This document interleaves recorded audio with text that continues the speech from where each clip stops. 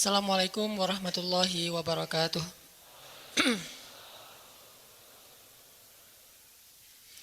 Alhamdulillahirabbil alamin. Alhamdulillahilladzi hadana li hadza wa ma kunna linahtadiya laula an hadanallah. Asyhadu an la ilaha illallah wahdahu la syarikalah wa asyhadu anna Muhammadan abduhu wa rasuluhu la nabiyya ba'dah. Allahumma shalli wa sallim wa barik ala sayyidina Muhammadin wa ala alihi wa sahbihi ajmain. Teman-teman yang dirahmati Allah Subhanahu wa taala, pertama-tama kita tidak henti-hentinya untuk bertahmid, bersyukur kepada Allah atas nikmat yang Allah berikan buat kita selama ini, yang sebagian besarnya kita nggak sadar kalau kita mendapatkan nikmat itu. Di antara nikmat yang sering kita nggak sadari itu adalah nikmat Allah menyelamatkan kita dari banyak kerugian. Kalau keuntungan kan kita tahu nih, karena wujud kan. Tapi kalau kerugian, kita seringnya nggak tahu karena tidak berwujud. Kalau berwujud, rugi. Kalau dihindarkan dari kerugian, pasti nggak akan ada wujudnya. Misalnya dihindarkan dari jatuh, berarti kan nggak ada lecetnya ya. Kalau lecet berarti jatuh. Kalau nggak lecet berarti nggak jadi jatuh. Nah ini berarti kan tidak berwujud. Karena nggak berwujud, seringnya kita nggak sadar kalau itu nikmat dari Allah. Tapi kita harus belajar yakin itu sering terjadi dalam hidup kita. Baik itu lecet fisik ataupun lecet hati. Berat. Karena kalau udah kerasa di hati kita kan berarti ada masalah nih. Kadang-kadang Allah menyelamatkan kita dari kekecewaan, dari marah, dari sakit hatinya. Itu kan tidak ada wujudnya karena kita diselamatkan. Tapi yakin bahwa sesungguhnya itu juga nikmat dari Allah. Makanya harus tetap bersyukur walaupun kita kadang nggak bisa menghitung nikmat Allah. Karena emang nggak mungkin menghitung nikmat Allah. Wa in ta'uddu ni'matallah. Nggak mungkin kita bisa menghitung nikmat Allah. Gampangnya misalnya coba aja, ada nggak kita yang bisa ngitung jumlah tetes air hujan ketika turun hujan? Itu baru satu nikmat ya, hujan doang nih. Bisa nggak ngitung berapa tetes air hujan yang jatuh ketika kita lagi musim hujan? Atau sekali hujan aja nih, setengah jam berapa tetes? Nggak ada yang bisa ngitung. Itu aja nggak sanggup, apalagi nikmat-nikmat yang lebih besar. Nah, jadi tetap walaupun kita nggak sadar nikmat Allah apa, tapi kita pakainya bukan cuma dengan logika. Hidup saya kayaknya gini-gini aja logikanya nih. Tapi kalau kita beriman, sebetulnya nggak gini-gini aja. Hidup kita tuh harusnya lebih parah dari ini nih. Hidup kita tuh harusnya banyak masalah. Cuman sebagian besar masalah udah Allah hindarkan. Udah Allah selamatkan kita dari masalah-masalah itu. Cuman dikasih sebagian kecil sebagai pengingat buat kita. Kadang-kadang kalau nggak dikasih masalah sama sekali, kita suka jauh dari Allah. Kan Allah kangen. Di antara hadis kangennya Allah kepada kita tuh, Allah kalau kangen kepada hambanya dikasih ujian.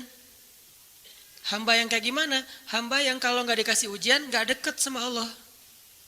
Sehingga kalau Allah kangen sama kita, yang nggak deket sama Allah nih, suka lupa sama Allah, Allah kasih kita ujian. Tapi ujian yang dikasih juga ujian yang insya Allah masih ketahan sama kita.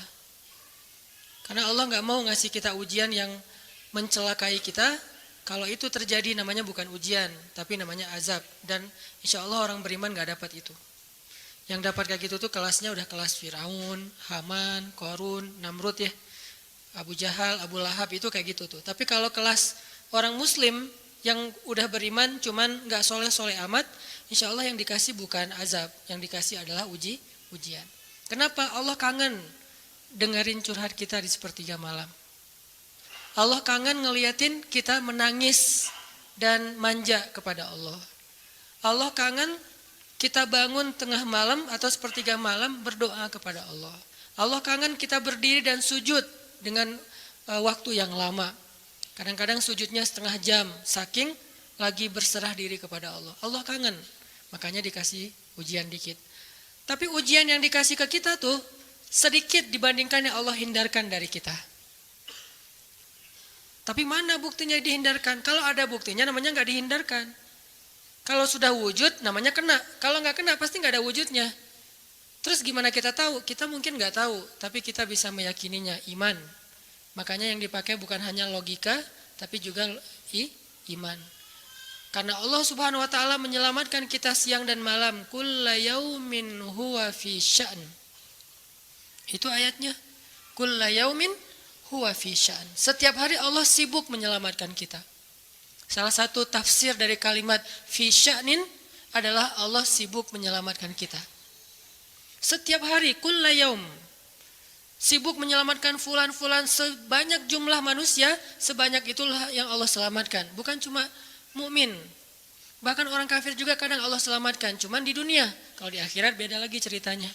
Kalau di dunia, rahmat Allah semuanya dikasih, baik kepada mukmin ataupun kepada yang tidak mukmin, dikasih rahmat Allah di dunia. Tapi di akhirat hanya berlaku bagi orang-orang yang beriman. Kenapa orang yang tidak beriman kok dikasih rahmat Allah di dunia? Karena di sisi Allah dunia itu kecil, gak terlalu berharga, makanya dikasih semuanya. Akhirat itu berharga, makanya dikasih buat yang Allah sayangi, yang Allah pilih doang, yaitu orang yang beriman.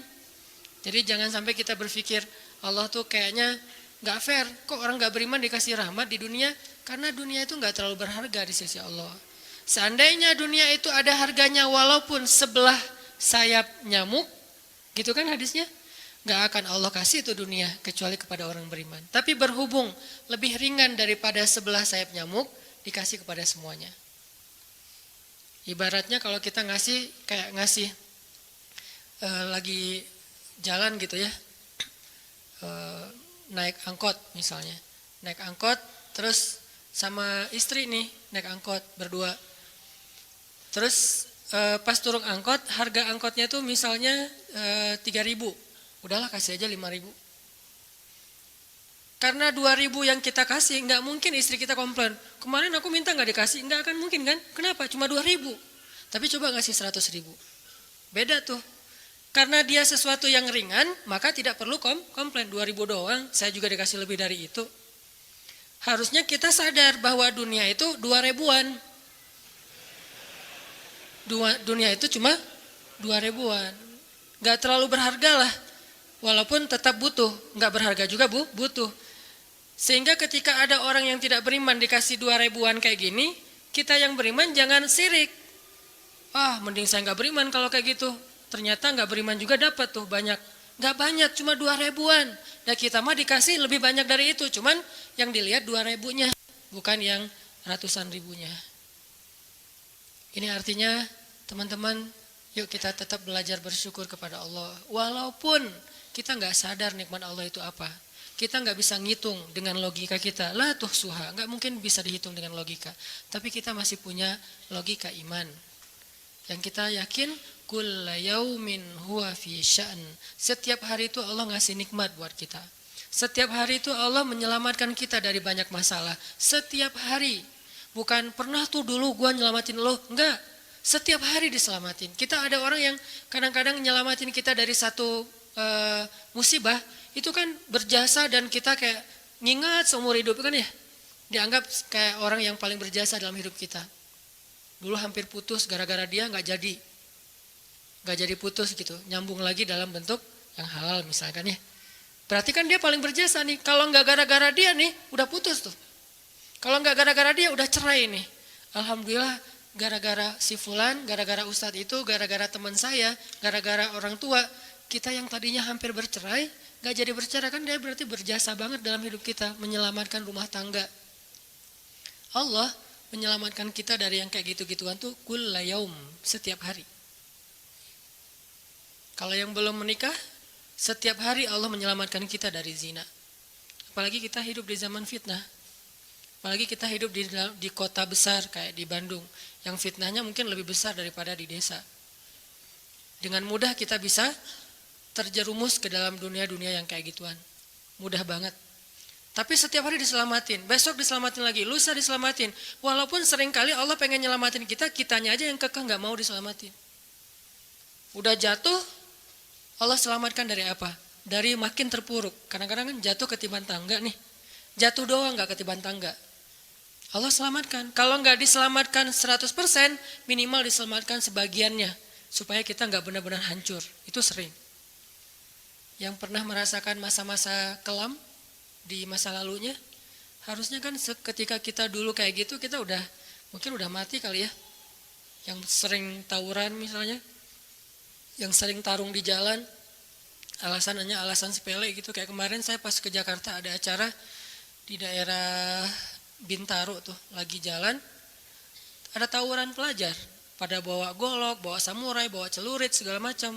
Kita agak-agak kaget karena kita platnya plat D gitu kan, agak bahaya nih di Jakarta soalnya. Langsung kita gimana nih plat D, masa mau ditutup pakai tangan, nggak mungkin kan ya mobil.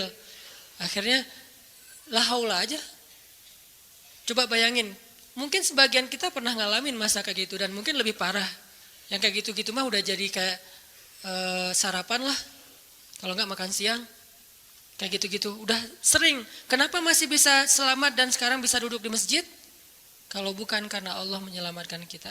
Jadi kalau ada yang cerita ke saya itu tentang pengalaman masa lalunya yang luar biasa kelam, saya itu selalu bukan takjub ke dianya, takjub ke Allahnya. Bukan takjub karena dia bisa berhijrah, takjub karena Allah masih menyelamatkan dia dan menghijrahkan dia. Sehingga ketika dengar cerita kayak gitu, yang kita ucapkan adalah Masya Allah, Alhamdulillah. Bukan, wah hebat lo ya, dulu pernah bunuh orang, pernah ini, pernah semua dosa pernah gue lakuin dah. Itu gak perlu bangga, karena kalau dia gak diselamatin Allah, dulu udah celaka dengan dosa-dosa itu. Tapi karena Allah selamatkan, akhirnya dia diberi kesempatan. Bikin dosa, dibiarin sama Allah. Bikin dosa, dibiarin, bukan dibiarin berbuat dosa, dibiarin supaya dia kembali kepada Allah, dikasih kesempatan. Dan itu gak sehari, bertahun-tahun kan kita kayak gitu. Masih aja Allah biarin, masih Allah kasih kesempatan. Ini artinya teman-teman, benar, kulla yaumin huwa fi sya'an. Setiap hari itu Allah selalu jagain kita. Setiap hari itu Allah selalu nyelamatin kita dari banyak masalah. Kalau yang udah nikah, mungkin di hari-hari pertama atau tahun-tahun pertama nih pengalaman pernikahan ya. Ya nggak apa-apa deh. Sedikit lah ya. Saya mah nggak terlalu berpengalaman. Ada yang lebih berpengalaman dari saya lah ya, ada sedikit pengalaman. Biasanya orang yang baru nikah ujiannya itu 3 tahun pertama. Kalau dia bisa ngelewatin masa 3 tahun pertama, insya Allah agak lebih mudah ke depannya. 3 tahun pertama ini paling berat. Apalagi kalau dia nikahnya, alhamdulillah gak pacaran. Kalau pacaran kan ujiannya udah sebelum nikah udah banyak ujian ya. Pas sudah nikah ya udah selesai. Bukan udah selesai ujiannya, udah gak ada yang perlu udah hambar aja. Udah plain ya. Pernah gitu Ustaz? Enggak sih. Untung ya, untung. Alhamdulillah gak pakai pacaran. Soalnya yang pacaran diputusin melulu. Jadi yang udah pacaran lama, pas udah nikah, kita mau ngapain lagi ya? Kayaknya udah semua ya. Oh iya, udah semua. Bulan madu dari dulu juga udah sering. Kan udah agak-agak plain gitu kan. Tapi kalau yang belum nikah, belum pacaran, nikah nih.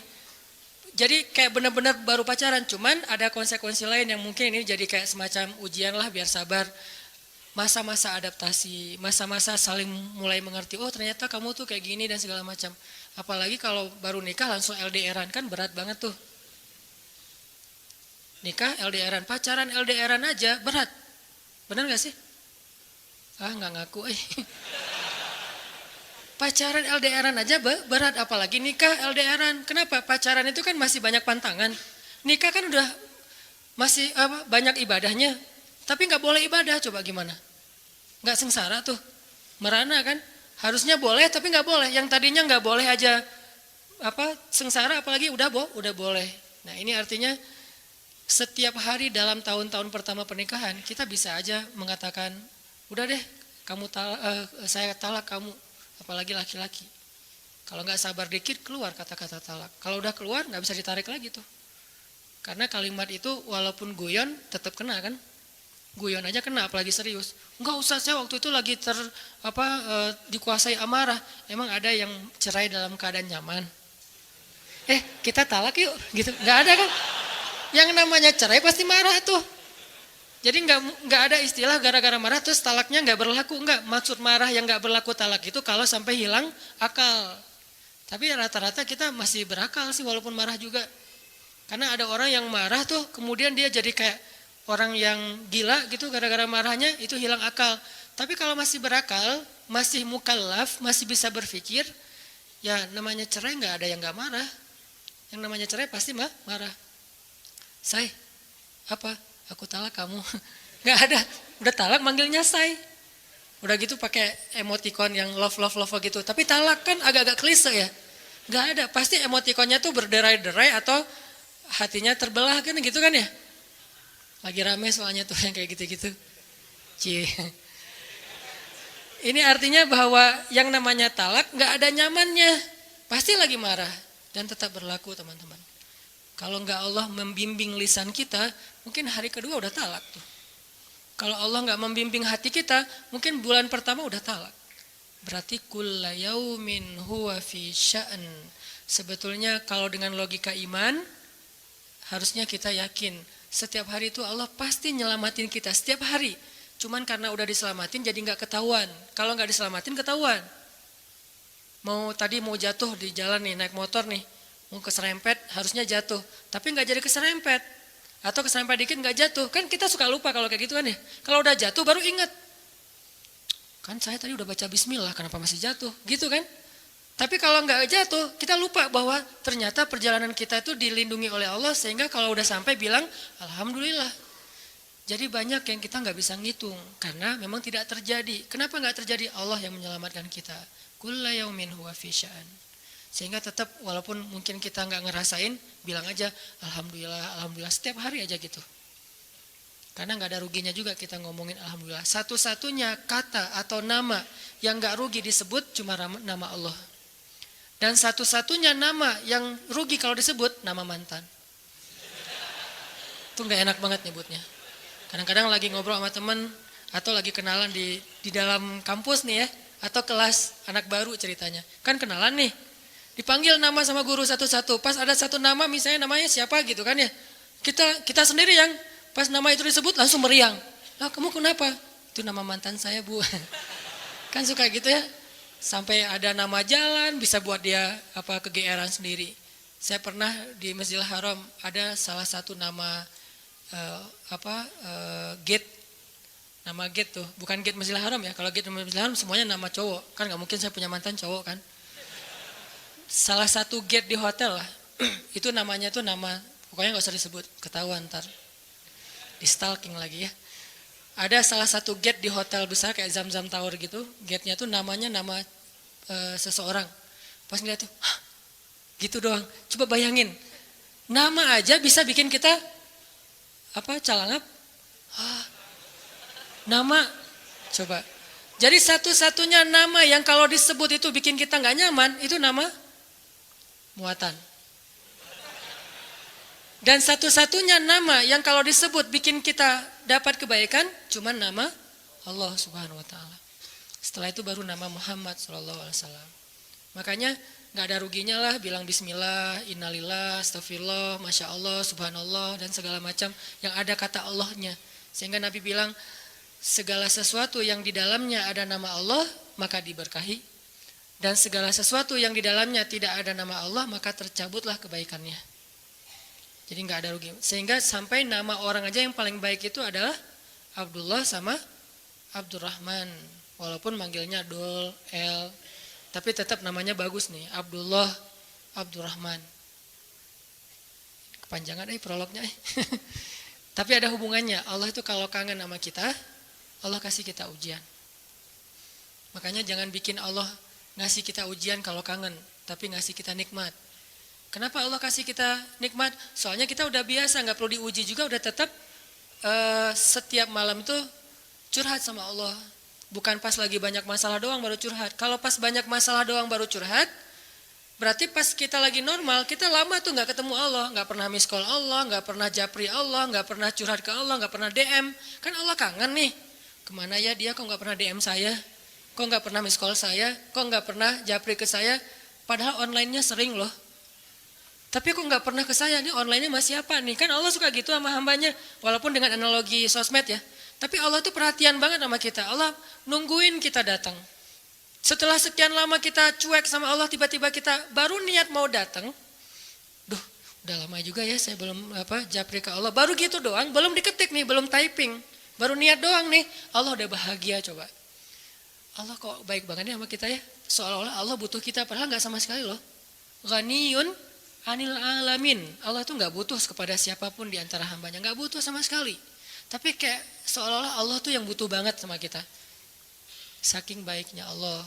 Allah itu raufun, rahimun, karimun, jawadun, apalagi latifun. Nah, latifun Allah tuh sangat pengen dekat sama hambanya, itu Allah. Udah lama pergi nih, sibuk dengan semua orang di japri, semua orang dia chat sampai tengah malam chat sama orang lain, tapi Allah nggak pernah di japri. Allah tungguin. Kalau manusia mungkin kita bisa nyebutnya kayak kesepian gitu, tapi Allah kan nggak mungkin kesepian, tetap aja Allah nungguin seperti orang yang kesepian, saking kangennya sama kita coba. Begitu kita ada masalah datang ke Allah, Allah nggak bilang giliran sekarang aja lo datang, nggak kayak gitu Allah. Langsung Allah dekap, langsung Allah, ada apa hambaku? Hal min haja, apakah kamu butuh sesuatu? Hal min taib, apakah kamu mau diterima taubatnya?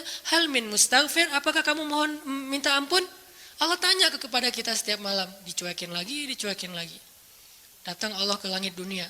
Harusnya kan Allah suruh aja malaikat ya, malaikat kasih tahu ke dia supaya berdoa. Enggak, Allah yang langsung turun. Ibaratnya Allah yang ngejapri kita, enggak dirit juga. Setiap malam japri, setiap malam gak dirit. Padahal online-nya, lasinnya tuh per setiap jam, bahkan setiap menit dia online terus. Tapi yang Allahnya gak dirit, ketimpa lagi tuh. Marahkah Allah? Enggak. Kalau Allah marah, pasti kita udah celaka dari dulu juga. Karena kalau Allah udah marah, maka perhatikanlah kaum-kaum sebelum kalian, kata Allah. Perhatikanlah kaum-kaum sebelum kalian. Ad, Samud, atau tokoh-tokoh sebelum kalian, Firaun, Haman, Namrud, dan seterusnya. Perhatikan kalau Allah udah marah nih, berarti Allah belum marah sama kita. Tapi jangan sampai batasan waktu yang Allah buat itu kita lewatin, itu bahaya. Karena kalau Allah sudah menentukan waktunya, gak bisa ditolak lagi sama kita. Jadi Allah kangen kepada makhluknya. Jadi sifat kangen itu salah satu di antara sifat Allah. Allah rindu kepada hambanya. Namanya siapa? Allah rindu kepada hambanya. Sehingga kalau Allah aja kangen sama kita kangen gak sih sama Allah? Ini nih pertanyaannya nih. Karena kalau kita gak kangen sama Allah, gak fair. Kenapa gak fair? Allah kan gak pernah dapat kebaikan apa-apa dari kita. Kok kangen sama kita? Berarti Allah kangennya tulus. Kalau kangen kita kan ikhlas ya. Ikhlas dengan tulus agak beda dikit nih. Kalau tulus gak berharap apa-apa. Kalau ikhlas berharap. Kalau ikhlas itu berharap. Cie. Sampai anak kecil juga ya, subhanallah ya.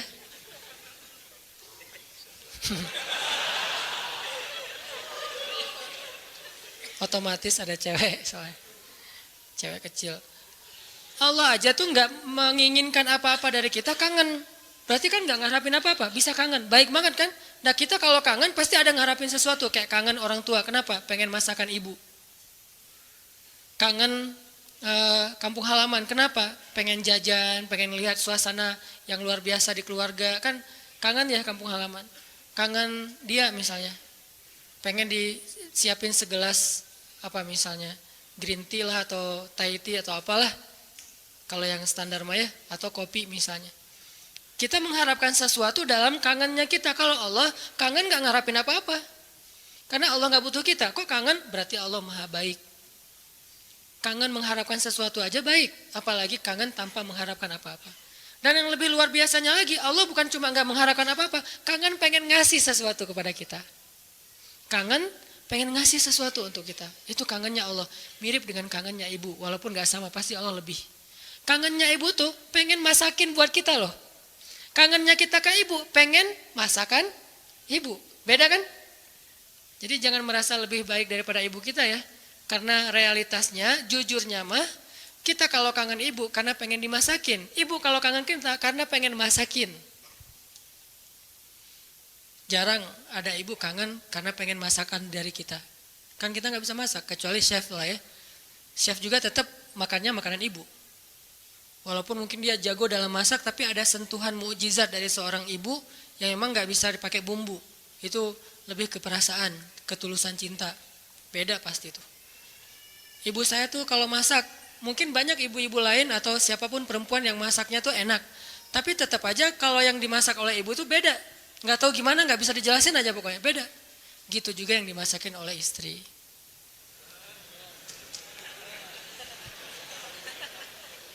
Nggak pernah ngerasain, nggak apa-apa. Sabar ya. Ibu aja dulu lah, puas-puasin ya. Karena ibu tetap aja seseorang yang luar biasa. Allah tuh kayak gitu, analogi cinta Allah kepada kita, walaupun gak sama persis tapi minimal ada analoginya, kayak ibu kepada anak. Allah tuh kangen sama kita bukan karena pengen sesuatu dari kita, tapi karena pengen ngasih sesuatu untuk kita. Kok bisa gitu? Ibu aja bisa, apalagi Allah. Padahal ibu kan manusia yang punya banyak kekurangan, kadang dia capek, kadang dia juga lelah, kadang dia butuh harta dan segala macam. Namanya ibu kadang-kadang butuh, kayak saya lagi di Mesir tuh, nelpon ibu saya, "Mak, butuh apa? Ini di rumah kalau bulan Ramadan kan bentar lagi bulan puasa, orang Aceh nyebutnya bulan puasa. Bentar lagi kan bulan puasa, di rumah nggak ada es, masa harus beli terus ke tetangga, nggak enak. Menjelang berbuka pas lagi ngabuburit datang ke rumah tetangga, bisa nggak beli kulkas? Boleh mak, boleh gitu. Nggak pernah saya ngerasa mak nggak kangen sama saya, kangennya kulkas, nggak kan? Walaupun ibu kita manusia, tetap aja kangennya lebih tulus daripada kangen kita. Kenapa ibu pengen beli kulkas? Bukan buat dirinya, buat adik-adik. Karena adik-adik itu kalau buka puasa pasti wajib mereka mah minumnya yang dingin misalnya. Nah ibu nggak suka minum dingin. Ibu sama ayah nggak suka minum dingin. Ayah saya pasti buka puasanya kalau nggak rokok ya kopi. Sebelum buka puasa tuh satu bungkus tuh udah di depan rokok sama kopi. Udah itu aja tuh, nggak ada ribet-ribetnya. Mungkin nggak bisa ninggalin ya karena dari udah sekian lama katanya sih rokok sebelum sekolah dulu teh. Jadi belum sekolah ngerokok dulu baru sekolah. Orang dulu lah ya. Sampai saya dulu pernah waktu kecil tuh diajarin ngerokok sama ayah saya. Untungnya saya sesak nafas, akhirnya nggak bisa nerusin warisan dari ayah saya. Kan dulu mah suka nonton Dunia Dalam Berita gitu kan, masih TV hitam putih dunia. Ketahuan usianya. Dunia Dalam Berita pasti banyak yang nggak tahu Dunia Dalam Berita itu apa. Anak zaman now lah. Dulu tuh ayah saya ngerokok sambil nonton Dunia Dalam Berita. Terus tahun sekali G30 SPKI kan nonton. Saya di sebelahnya. Ya, coba dong. Wes. Jadi kita kompak tuh berdua tuh. Wes. Satu batang berdua, sisanya satu bungkus sendiri dia. Jadi bukan karena pengen minum air dingin ayah dan ibu saya beli kulkas, justru buat adik-adik. Berarti tetap aja tulus. Terus, "Mak butuh apa?" Nih adik-adik belum sekolah. "Mak butuh apa?" Nggak pernah minta untuk dirinya sendiri. "Mama nih mau lebaran gak ada baju baru," nggak pernah, pasti untuk adik-adik. Kenapa nggak untuk saya? Mungkin dianggap saya udah mampu sendiri, udah mandiri, jadi udah nggak perlu dikasih-kasih. Artinya dalam cerita ibu kita bisa melihat kebesaran Allah. Kalau ibu aja yang penuh dengan kekurangan bisa setulus itu, apalagi Allah. Ibu bisa kangen kepada kita karena pengen masakin buat kita. Allah kangen kepada hambanya karena pengen ngasih nikmat untuk hambanya. Allah kangen kepada pendosa karena pengen ngampunin dosa-dosa dia. Kenapa gak diampunin aja? Karena dia gak datang. Kenapa gak dimasakin aja? Ngapain dimasakin, orangnya gak ada. Kan gitu kan? Katanya ibu kangen, tapi kok gak masak masakan kesukaan aku? Lah kamu masih di Bandung, ibunya di Jawa. Ya gimana yang masakin, siapa yang makan basi? Nah ibu gak makan spesial itu, sehari-hari paling makan nasi putih, garam sama telur ceplok. Kalau enggak juga cuma cabai. Saya waktu kecil makanan favorit saya tuh nasi putih, garam, cabai. Itu aja dimakan, enak banget tuh. Sesekali makan telur di dada, diceplok, itu juga tunggu dari kandang ayam. Karena kita nggak beli telur, tapi ibu tuh nernak ayam di belakang. Setiap pagi saya periksa, pinggir loh, ngeliat telur loh gitu. Si ayam-ayamnya dipinggirin. Oh nggak ada, kurang produktif. Hari berikutnya dicek, 3 hari sekali ada telurnya. Kan telur kalau baru dari kandang itu kan hangat banget tuh. Saya ngerasain ternyata bedanya rasa telur dulu sama sekarang. Memang beda. Dulu tuh nggak pakai pecin juga udah enak. Kenapa sekarang jadi generasi micin? Karena telurnya udah nggak berkualitas. Pembahasannya nggak penting. Jadi masakan makanan ibu cuma gitu. Terus kenapa ibu? Misalnya di Aceh itu ada namanya masakan kari lah ya, kari kambing, kari ayam. Kenapa emak kalau katanya kangen sama aku kok nggak masakin kari ayam? Nah kan kamu di Mesir, ngapain dimasakin? Yang makan siapa? Gitu juga Allah, katanya Allah pengen ngampunin dosa aku kok nggak diampunin? Lah kamu nggak pernah taubat, nggak pernah datang, nggak pernah sujud, nggak pernah minta ampun, gimana mau diampunin? Kayak dikasih ampunan nggak ada yang ngambil gitu. Bukan Allah nggak mau ngampunin kita, kita nggak mau ngambil, kita nggak mau makan, kita nggak mau datang gitu. Padahal Allah sediain. Begitu kita mendekat sedikit aja langsung Allah masakin tuh ampunan. Langsung menunya yang paling enak, kalau analogi ibu tadi masak, langsung disediain untuk kita, disediakan dengan sangat istimewa buat kita ampunan Allah. Apa istimewanya? Lengkap. Lengkap gimana? Dosanya, semua dosa diampuni. Semua dosa tuh ada tuh, dosa A, B, C, ampuni semuanya. Taubat diterima dengan seolah-olah kita tuh udah orang paling suci. Kan orang yang paling suci itu orang yang baru bertaubat kan? Orang yang paling suci itu orang yang bukan banyak amal soleh. Itu orang yang paling banyak pahalanya. Tapi orang yang paling suci justru yang pertama bertobat itu paling suci. Setelah itu mungkin udah mulai agak mix lagi nih. Udah ada dosa, ada pahala. Tapi baru-baru taubat itu saat yang paling suci setelah kita dilahirkan oleh ibu kita. Kita udah jauh dosanya, udah kayaknya kalau di dosa itu jadi titik-titik di hati kita. Bukan hati kita doang yang hitam, seluruh tubuh kita udah hitam. Karena udah nggak ada tempat lagi di hati, saking banyaknya dosa. Kalau seandainya dosa itu satu titik pulpen, terus setiap kita buat dosa tuh jadi tinta sekecil ujung pulpen itu di hati kita, kayaknya bukan hati kita doang yang udah hitam, seluruh tubuh kita juga udah hitam. Bukan cuma tubuh kita, sampai area di sekeliling kita tuh udah hitam saking banyaknya dosa. Soalnya di hati udah nggak ada tempat kosong untuk nitik-nitik kayak gitu. Akhirnya taruh di tangan, jadi tato semuanya, terus di lantai, saking banyaknya dosa kita. Begitu kita datang kepada Allah, belum beramal soleh, baru mau datang, astagfirullahaladzim, langsung Allah sediakan menu istighfar, taubat dengan menu yang sangat istimewa. Jadi Allah tuh kangen kepada pendosa karena pengen ngampunin dosanya. Kangen kepada orang yang banyak masalah karena pengen ngasih solusi dalam masalahnya. Kangen kepada orang yang udah berbuat amal soleh karena pengen mengangkat derajatnya. Jadi kangennya Allah itu untuk kita, kangennya kita untuk diri sendiri. Walaupun boleh-boleh aja kangen untuk diri sendiri, sama kayak kita boleh kangen sama ibu. Ibu kita nggak akan balikin, kamu mah cuma kangen masakan mama, nggak kangen sama mama, nggak ngomong gitu kan ibu kita mah. Ya udah pulang atuh nak, gitu. Ya udah cepat pulang biar mama masakin. Mau masakin apa nih? Saya sering kalau dulu kan di pesantren pulangnya seminggu sekali karena pesantrennya dekat rumah sih, satu kota gitu. Setiap hari Sabtu pulang, hari Minggu sore udah balik ke pesantren. Itu setiap hari Sabtu ibu tuh pasti masakannya spesial tuh. Bang, pulang jam berapa? Jam 4 sore mah. Ya udah nanti mama masakin jam 3 biar hangat pas abang datang. Kadang-kadang macet atau naik angkotnya penuh karena sore itu angkot selalu penuh. Datangnya jam 7, diangetin lagi sama mama. Kenapa tadi nggak jam 4 udah mama masakin? Disiapin sama ibu. Nggak pernah ibu bilang, kamu mau pulang cuma untuk masakan, bukan untuk ibu. Nggak pernah ngomong kayak gitu. Gitu juga Allah nggak pernah ngomong kayak gitu, kamu mau datang karena udah banyak dosa, bukan untuk saya kan? Nggak gitu. Memang kita datang kepada Allah pengen diampuni dosa. Memang kita datang kepada Allah karena butuh. Dan butuhnya kita kepada Allah bentuk dari yakinnya kita. Gak boleh kita bilang saya gak butuh Allah, saya mah memang datang karena cinta. Gak gitu, itu mah terlalu naif menurut saya. Saya gak butuh surga, saya gak takut neraka. Naif banget sih, gak takut neraka, gak butuh surga. Seolah-olah harta yang berharga di sisi Allah itu gak butuh gitu. Sombong banget kita kalau bilang gak butuh surga. Sombong banget kita kalau bilang gak takut neraka. Malaikat Jibril aja takut neraka. Pernah malaikat Jibril nangis luar biasa, kayak orang habis diputusin nangisnya teh. Nangis banget tuh, didatengin sama Nabi Muhammad, Jibril, kunaon gitu. Kenapa gitu, Jibril kok nangisnya kayak gitu-gitu amat. Ini ya Rasul, saya teringat tentang neraka. Dan setiap kali teringat tentang neraka, sejak Allah ciptakan neraka itu, saya gak bisa berhenti nangis, coba. Malaikat aja yang lebih keren dari kita, dzu quwwatin. Ya, malaikat itu kan paling kuat tuh, Jibril. Yang bilang malaikat Jibril kuat, Allah bukan kita. Berarti kuat banget nih, tapi takut neraka. Dan kita bilang gak takut neraka, sombong namanya. Harus takut neraka, harus pengen surga. Dan tetap cinta kepada Allah. Dan itu gak bertabrakan tuh. Cinta, takut, berharap, itu semuanya bagian dari kebaikan. teman-teman yang dirahmati Allah Subhanahu wa taala. Tadi kita sampai kepada pembahasan analogi gimana rindunya Allah, kangennya Allah kepada hambanya. Itu analogi yang mungkin agak mendekati, walaupun gak pernah ada yang sama dengan Allah pastinya. Adalah kangennya ibu kepada anaknya. Jadi kalau kangennya ibu kepada kita itu pengen masakin. Kalau kangen kita kepada ibu pengen dimasakin.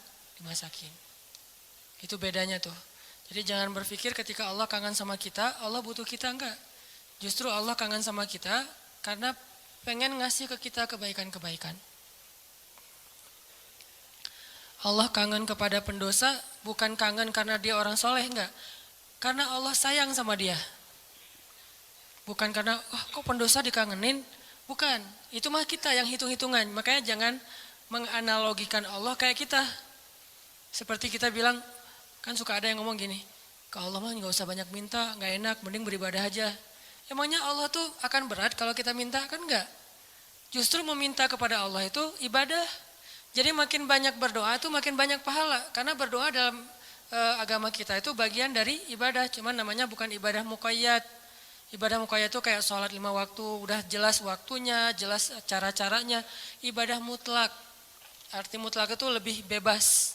Kapan aja, yang dibaca bisa apa aja, bahkan kadang-kadang agak-agak capruk dikit dalam berdoa mah gak masalah ya.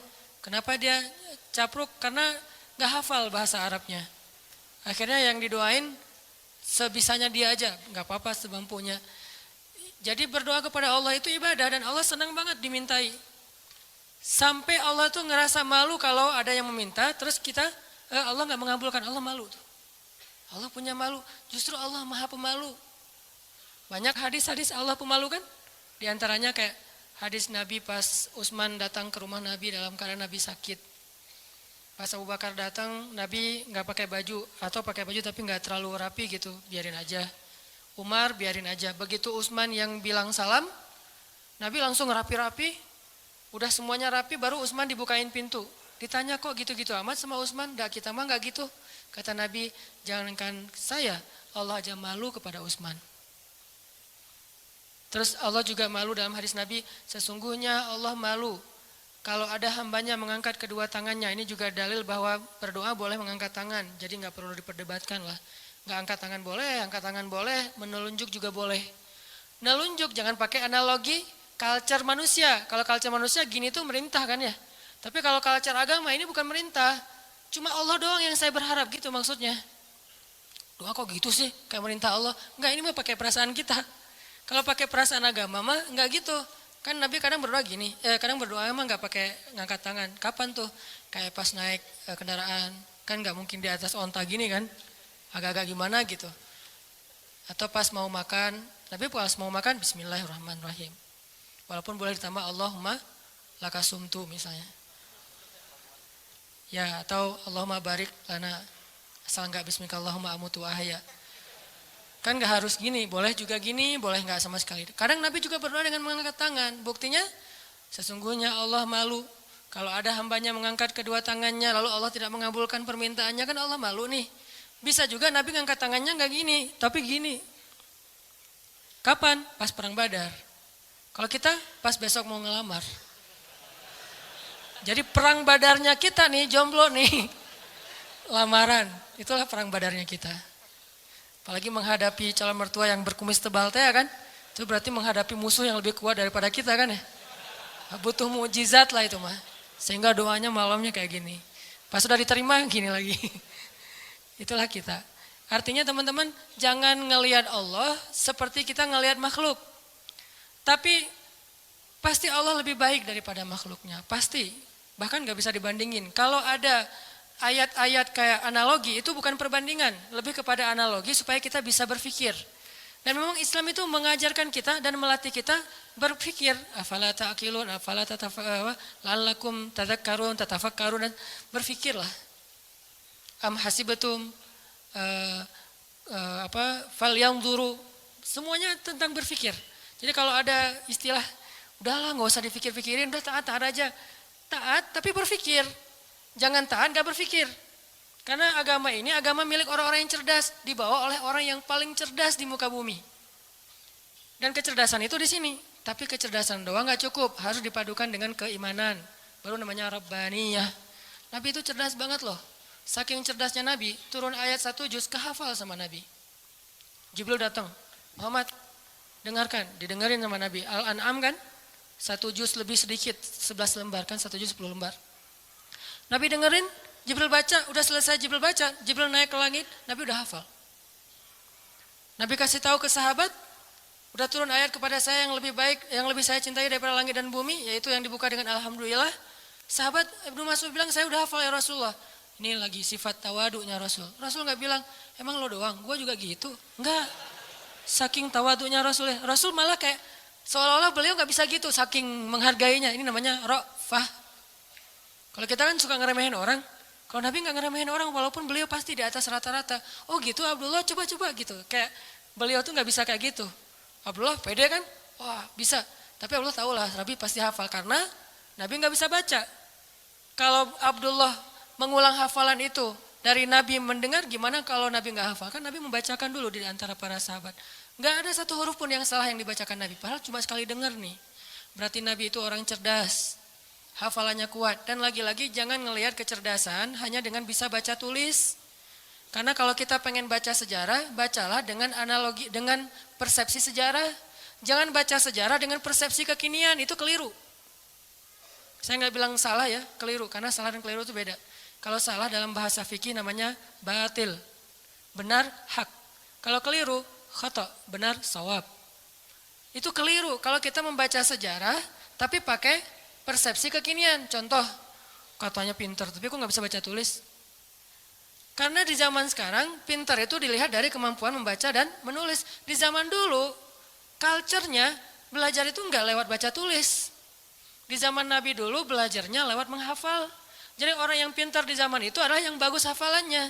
Orang yang pintar di zaman sekarang adalah yang paling pintar nulis dan membacanya. Bahkan zaman now mah udah nggak baca tulis. Udah lebih ke aplikasi. Udah lebih ke otak-atik. Bahkan kadang-kadang nggak aplikasi, googling aja. Saking simpelnya. Jadi orang yang mungkin sekarang dianggap agak kekinian, nggak pintar lagi istilahnya kekinian. Kalau dia dengar ceramah udah pakai misalnya streaming, atau kalau dia lihat langsung dia pakai recording. Kalau dulu nggak pakai recording aplikasi, recordingnya di sini. Sehingga culture model belajar di zaman Nabi dengan zaman sekarang berbeda. Sehingga kita nggak boleh menjudge sejarah dengan persepsi kekinian, itu nggak boleh. Sama kayak kita menjudge Nabi menikah dengan anak di bawah umur dengan persepsi kekinian. Memang 12 tahun itu atau 11 tahun di zaman sekarang itu di bawah umur. Tapi di zaman itu coba kita baca sejarahnya lebih lengkap deh. Aisyah sebelum dilamar sama Nabi itu udah khitbahan loh. Udah jadian. Sama siapa? Sama anak seorang laki-laki yang belum beriman. Namanya anak Mut'im bin Adi. Mut'im bin Adi ini salah satu orang kafir tapi pelindung Nabi kayak Abu Thalib. Setelah Abu Thalib wafat yang gantiin Abu Thalib itu Mut'im namanya.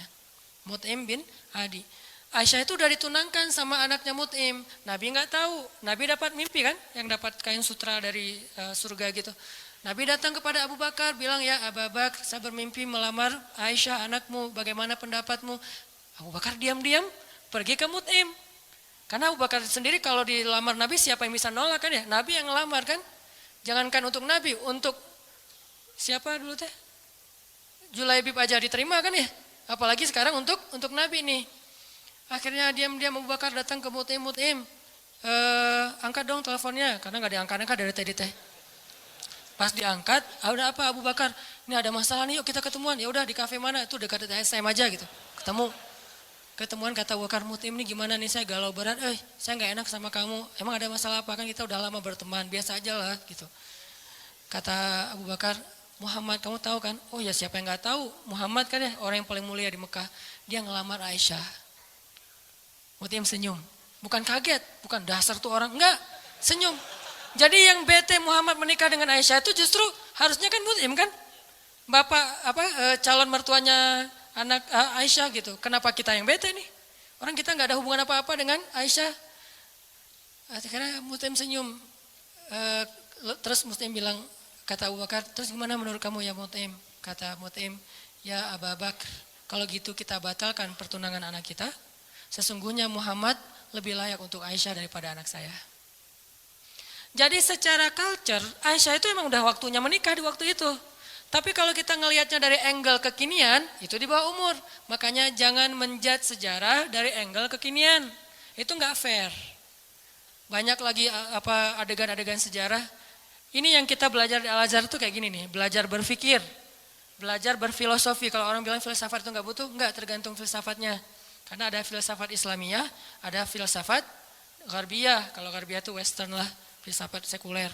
Tapi kalau Islam juga berfilsafat, ternyata gitu ya. Baca tafsir juga butuh filsafat. Saya kalau baca Al-Quran yang ada tafsirnya atau nggak pakai tafsir, misalnya baca Quran beberapa ayat yang udah ngerti gitu ya. Subhanallah, ketika kita berpikir tentang Al-Quran, kebayang hal yang luar biasa tentang kebesaran Allah. Itu luar biasa loh. Kayak saya pernah bilang ayat Allah tuh zatnya, kalau kita ke teman bilangnya orangnya gitu ya. Allah itu zatnya nggak enakan. Apa bukti Allah nggak enakan? Tuh buktinya tuh ayat sebelum tentang pengubahan kiblat, Allah mengatakan raufun, dirinya tuh rauf, artinya rauf itu nggak enakan. Apa wujud nggak enakan Allah? Salah satunya ayat tentang puasa. Itu Allah nggak enakan banget tuh. Mau nyuruh kita puasa aja, perintahnya satu, tapi bahasa-bahasa untuk seolah-olah memotivasi kita, itu satu lembar loh. Ya ayyuhalladzina amanu, kutiba alaikumusiyam. Makanya bacanya jangan, ya ayyuhalladzina amanu, beda itu. Beda intonasi, beda pesan. Tapi kalau kita baca, ya ayyuhalladzina amanu, kan kata Nabi, bacalah Al-Quran dengan suara sedih kan? Bukan dengan suara teriak. Kadang kita, ya ayyuhalladzina amanu, tergantung khotibnya kan ya. Padahal kadang ayat itu turunnya nggak gini, tapi santai turunnya. Ya ayyuhalladzina amanu, kutiba alaikumusiyam. Wahai orang yang beriman, diwajibkan bagi kalian berpuasa. Tapi coba perhatikan kalimat berikutnya. Kayak Allah nggak enakan banget. Kama kutiba alal ladzina min qablikum. Seperti telah diwajibkan kepada orang sebelum kalian. Seolah-olah Allah ngomong gini, puasa ya, tapi nggak usah khawatir, bukan kalian doang yang disuruh, yang lain juga disuruh gitu. Kayak kita bilang ke teman kita nih, lagi ada event, kita jadi panitia gitu. Terus kita sebagai ketua panitia bilang ke teman-teman kita tim, tolong angkatin meja ya, soalnya yang lain di depan lagi beres-beresin sendal atau apalah. Tolong angkatin layar ya, tolong gulung layar ya, soalnya yang lain lagi beresin meja di dalam. Artinya bukan kamu doang yang disuruh, yang lain juga kerja, gitu kan? Saking ra'fah, nggak enaknya Allah sama kita coba. Nah kita mah enak-enak aja sama Allah, nuduh Allah macam-macam, Allah nggak adil, Allah maunya apa, Allah nggak rela saya jadi orang benar. Allah aja ke kita yang Allah maha sempurna, nggak enakan coba. Wahai orang yang beriman, berpuasalah atau diwajibkan bagi kalian berpuasa. Tapi bukan kalian doang, orang sebelum kalian juga diwajibin. Kama kutiba alal ladzina min qablikum.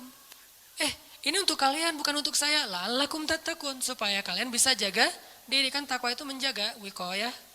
Bisa jaga diri, maksud jaga diri apa Ustaz? Kan kata Nabi juga bagi para jomblo, kata Nabi kan ya. Kalau kalian udah sanggup menikah, menikahlah. Kalau nggak sanggup atau nggak ada yang mau sih, nggak ada hadisnya sih, nggak sanggup maksudnya. Nabi kan ngomongnya elegan ya, saya aja yang nerjemahinnya kurang elegan. Maksud nggak sanggup di sini itu bukan cuma nggak punya materi, nggak ada yang mau juga. Kan nggak mungkin Nabi bilang nggak mau ya, nggak ada yang mau ya, nggak mungkin kan? Kalau kalian nggak sanggup, dalam kurung versi saya nih, nggak punya uang atau nggak punya calon, atau ada calon banyak tapi nggak ada yang mau, misalnya tutup kurung, gitu kan? Kalau kalian nggak sanggup, puasalah. Karena itu bisa menjaga diri kalian. Udah Ustaz puasa makin pengen nikah. Saya banget tuh. Dulu, alhamdulillah udah enggak lah. Cukup ya. Oke, lanjut. Supaya kalian bisa jaga diri. La'allakum tattaqun. Karena takwa itu menjaga diri. Bisa menjaga diri dari hawa nafsu, bisa jaga diri dari api neraka. Banyak makna jaga diri di sini. Udah selesai belum? Allah masih ngomong gini, ayyamam ma'dudat, gak usah khawatir, gak lama kok, cuma beberapa hari. Kenapa Allah gak bilang aja 29 hari atau 30 hari? Kenapa bilang beberapa hari? Kenapa Allah gak bilang 1 bulan? Kan puasa 1 bulan kan? Kenapa gak bilang syahran wahidan? Kenapa ayyaman ma'dudat? Karena pengen ngasih angle bahwa ini ringan, cuma beberapa hari doang kok. Lagian puasa kan bukan bulanan, harian. Sanggup gitu puasa bulanan? Sahurnya tanggal 1, buka puasa tanggal 29 gitu. Gak sanggup, makanya Allah bilang ayam, beberapa hari. Ini yang saya belajar di Al-Azhar. Jadi saya merasa bersyukur, bukan ngelebih-lebihin ya. Pasti kampus-kampus yang lain juga keren-keren. Cuma karena saya nggak ngerasain, saya taunya Al-Azhar. Di Al-Azhar itu kita belajar detail banget. Kenapa saya bilang ada S2, S3 cuma satu huruf Al-Quran jadi dapat tesis, disertasi. Karena yang dipelajari itu detail. Ngapain gitu-gitu amat sih, udah tahan aja. Enggak, kalau yang mau tahan aja nggak usah berpikir. Tapi berpikir supaya kita bisa menjadikan agama ini sebagai rahmat, sebagai solusi buat kehidupan kita. Ini bedanya belajar Al-Azhar dengan di beberapa tempat ya. Kalau di beberapa tempat belajar fikih itu lebih kepada produknya, produk fikih, halal, haram, boleh nggak boleh, itu kan produk fikih kan. Kalau di Al-Azhar bukan belajar produk, belajar cara memproduksi. Mesinnya dipelajari. Sehingga ketika ada masalah baru, mesin ini tinggal diulik dikit, produksi yang baru. Kayak tadi misalnya bikin apa gitu, ternyata udah berubah zamannya, udah seleranya udah nggak kayak gitu lagi, akhirnya digantilah, bikin lagi yang baru. Tetap mesinnya sama, cuman dia bisa beradaptasi dengan kebutuhan pasar. Itu bedanya di Al-Azhar. Kita belajar mesin fikih. Bagaimana memproduksi fatwa kalau di bidang fikih. Kalau di tafsir, bagaimana mengambil ayat terus jadi kesimpulan berfikir. Jadi berfikir dengan Al-Quran, bukan berfikir dengan menurut saya, enggak. Pola fikir kita tuh dibangun di Al-Azhar. Sehingga pas kita dengerin dosen ngomong, benar-benar itu calangapan benar tuh. Karena ilmu dosen-dosen di sana tuh luar biasa. Kalau ngomong tuh kayak seolah-olah dia udah kuasai seluruh Al-Quran. Jadi Al-Quran itu diambil tuh sepotong-sepotong dikumpulin, jadilah satu menu makanan. Tuh gitu di Al-Azhar teh. Intinya yang saya pengen sampaikan kepada teman-teman, jangan ngelihat Allah kayak ngelihat makhluk. Karena nanti jadi salah paham. Jangan banyak mintalah, gak enak sama Allah. Justru Allah itu gak enak kalau gak diminta. Allah senang banget kalau kita minta. Dan Nabi yang paling banyak meminta ke Allah namanya Ibrahim. Sehingga disebut Inna Ibrahim la'awwahun halim. Apa arti awwah? Bukan awwah ya. Awwah artinya da'a, suka berdoa. Dan di Al-Quran itu Nabi yang paling banyak kalimat doanya kan Ibrahim kan. Dikit-dikit ya Rabbi, ya Ilahi, ya Allah. Selain Musa, awwahun da'a, suka berdoa. Gitu juga tadi dalam kasus surga neraka. Ada orang bilang, saya emang gak takut sama neraka. Setan aja, iblis takut sama neraka. Kita lebih garang daripada iblis? Enggak. Iblis itu udah paling, kalau dibilang bejat, paling bejat mah iblis. Udah gak ada lagi lebih bejat daripada iblis. Udah gua mah lebih bejat dari iblis, gak ada. Iblis itu paling bejat tuh udah. Jadi kalau ada manusia, gimana pun dia bejat masih kalah sama iblis. Yang paling soleh itu adalah Muhammad SAW. Walaupun yang paling suci adalah malaikat. Tapi yang paling soleh, beda suci sama soleh ya. Karena orang soleh bisa aja ada kesalahan. Nih berpikir nih. Orang soleh tetap ada kesalahan. Kalau suci gak ada kesalahan. Dan gak ada manusia yang suci. Yang ada manusia yang soleh. Nabi bukan suci, maksum, terjaga. Kesalahan tetap ada, tapi bukan dosa. Karena Nabi tidak berbuat dosa, karena maksum. Tapi kesalahan, beliau bermasa muka, beliau salah memutuskan tentang perkara tawanan perang dalam perang surat Al-Anfal. Beliau salah misalnya keliru dalam masalah sikap kepada orang-orang yang belajar kepada beliau, terus didatangin orang-orang kafir Quraisy yang belajar suruh mojok dulu, ditegur sama Allah. Ayat teguran ke Nabi itu banyak loh, termasuk beliau karena pengen nyenengin istri-istrinya yang lagi cemburu. Nabi bilang, ya udah deh, saya nggak akan minum madu lagi. Kan baru pulang nih dari rumah salah satu istrinya, ketemu istri yang Aisyah. Aisyah nanya, dari mana aja sih, kok lama banget datangnya? Itu dari rumah Sofia. Ngapain sih di sana terus? Kan dia tuh maksudnya pendek gitu. Udahlah, makan apa sih? Dikasih apa sih sana? Emang makanannya enak banget ya? Enggak, cuma minum madu doang. Wah, enggak enak, pasti madunya enggak bener nih. Mulutnya enggak enak tuh. Akhirnya Nabi bilang, ya udah, mulai sekarang saya enggak akan minum madu lagi demi menyenangkan Aisyah. Turun ayat. Wahai Nabi, kenapa kamu mengharamkan apa yang Allah halalkan demi menyenangkan istrimu? At-Tahrim. Yang paling soleh di muka bumi dan di dunia akhirat dan langit bumi nih, Nabi Muhammad. Tapi yang paling suci, malaikat. Di sini ketahuan, oh ternyata orang soleh juga bisa ngelakuin kesalahan. Kalau Nabi kesalahan, kekeliruan, kalau kita kesalahan. Tapi dia langsung recovery, balik. Nggak ada yang suci. Fala tuzakku anfusakum. Jangan kalian menganggap diri kalian suci. Tapi yang paling bejat adalah iblis. Kemudian setan. Setan ini minal jinnati wan nas, ada jin ada manusia. Sehingga kita kalau bilang saya nggak takut neraka agak-agak klise menurut saya. Berarti sia-sia dong Allah ciptain neraka, ternyata manusia nggak takut. Jadi kayak Allah udah banyak fattakun nar, itu perintah loh. Fattakun fa illam taf'alu wa la taf'alu fattakun nar. Apa arti kata fattakun nar? Takutlah kalian kepada neraka. Nar bahasa Arab. Naruka nerakamu. Jadi bahasa Indonesia neraka.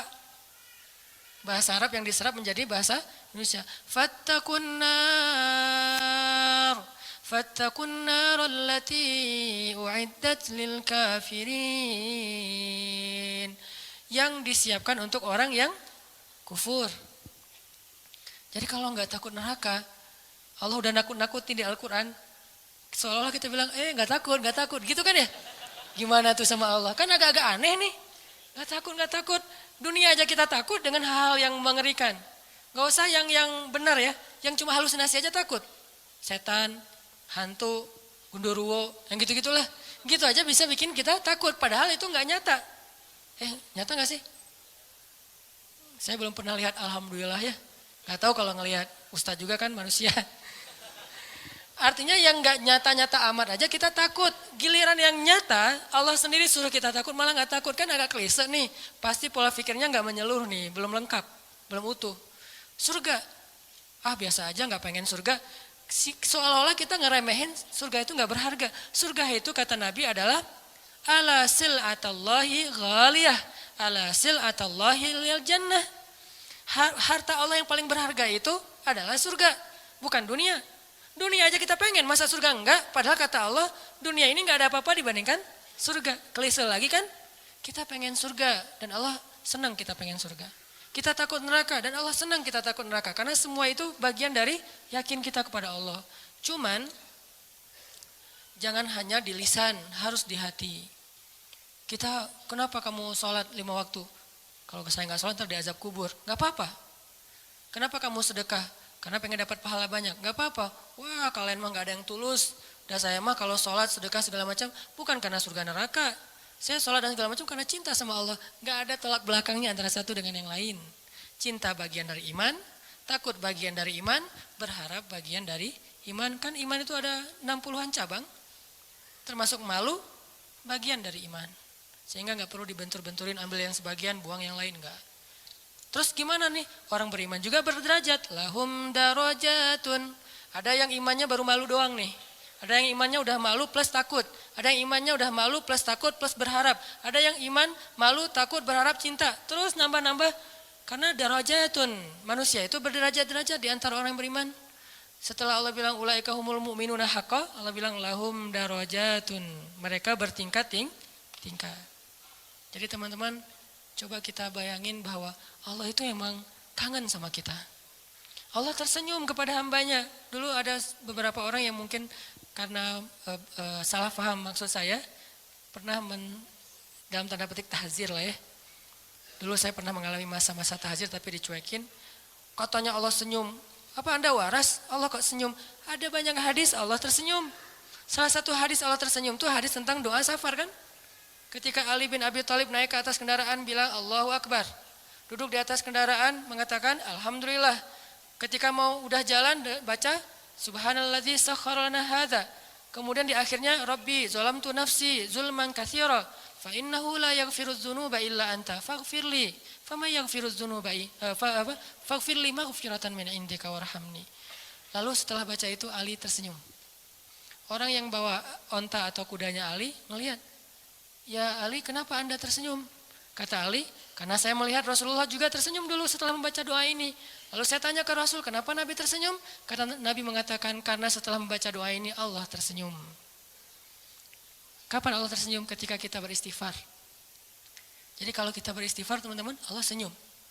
Cuman gimana senyumnya Allah? Laisa kamitslihi syai. Allah nggak sama dengan makhluk. Cuman kita yakin Allah tersenyum. Gimana bentuk senyumnya nggak usah dibayang-bayangin. Allah senyumnya gini nggak ya?